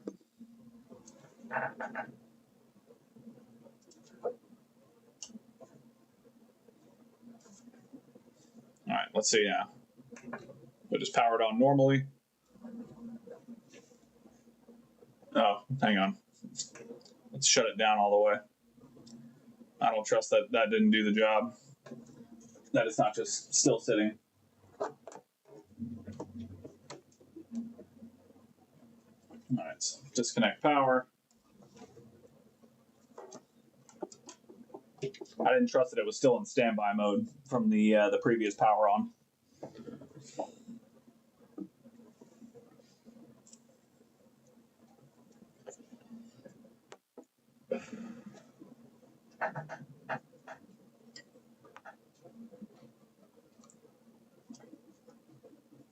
Okay, here we go. Okay, now it's at a proper reset. Let's see if it still picks up 1080p.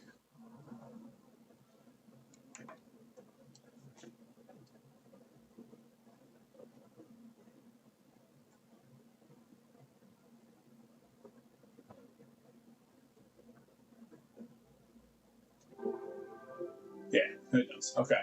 All right, good. Woo! Okay. Yeah, so that was the problem.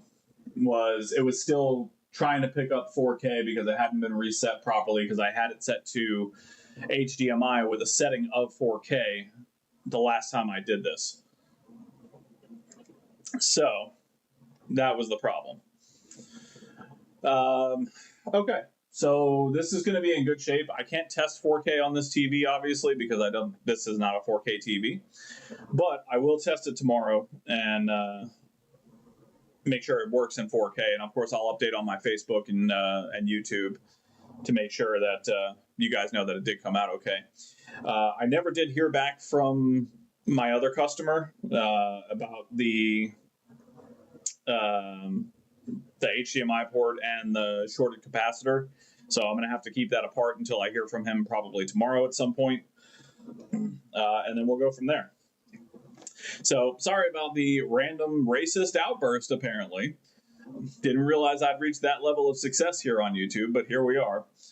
Yeah, I'm going to finish putting this back together, and I'm going to put the other PlayStation back together. This way that customer will be taken care of and good to go. And we will go from there. So thank you guys for coming out and hanging out with another exciting episode of Roy's Repair and Resale.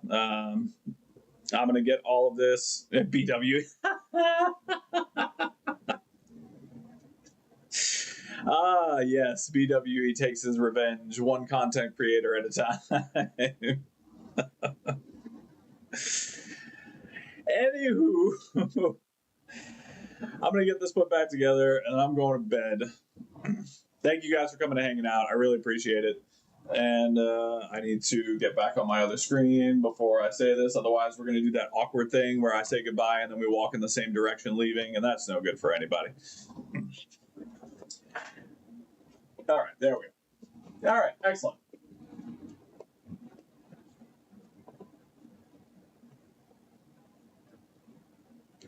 Oh, Jesus, I thought they came back in. That was so fucking weird. Yeah, thanks, Ace. Big preach, homie.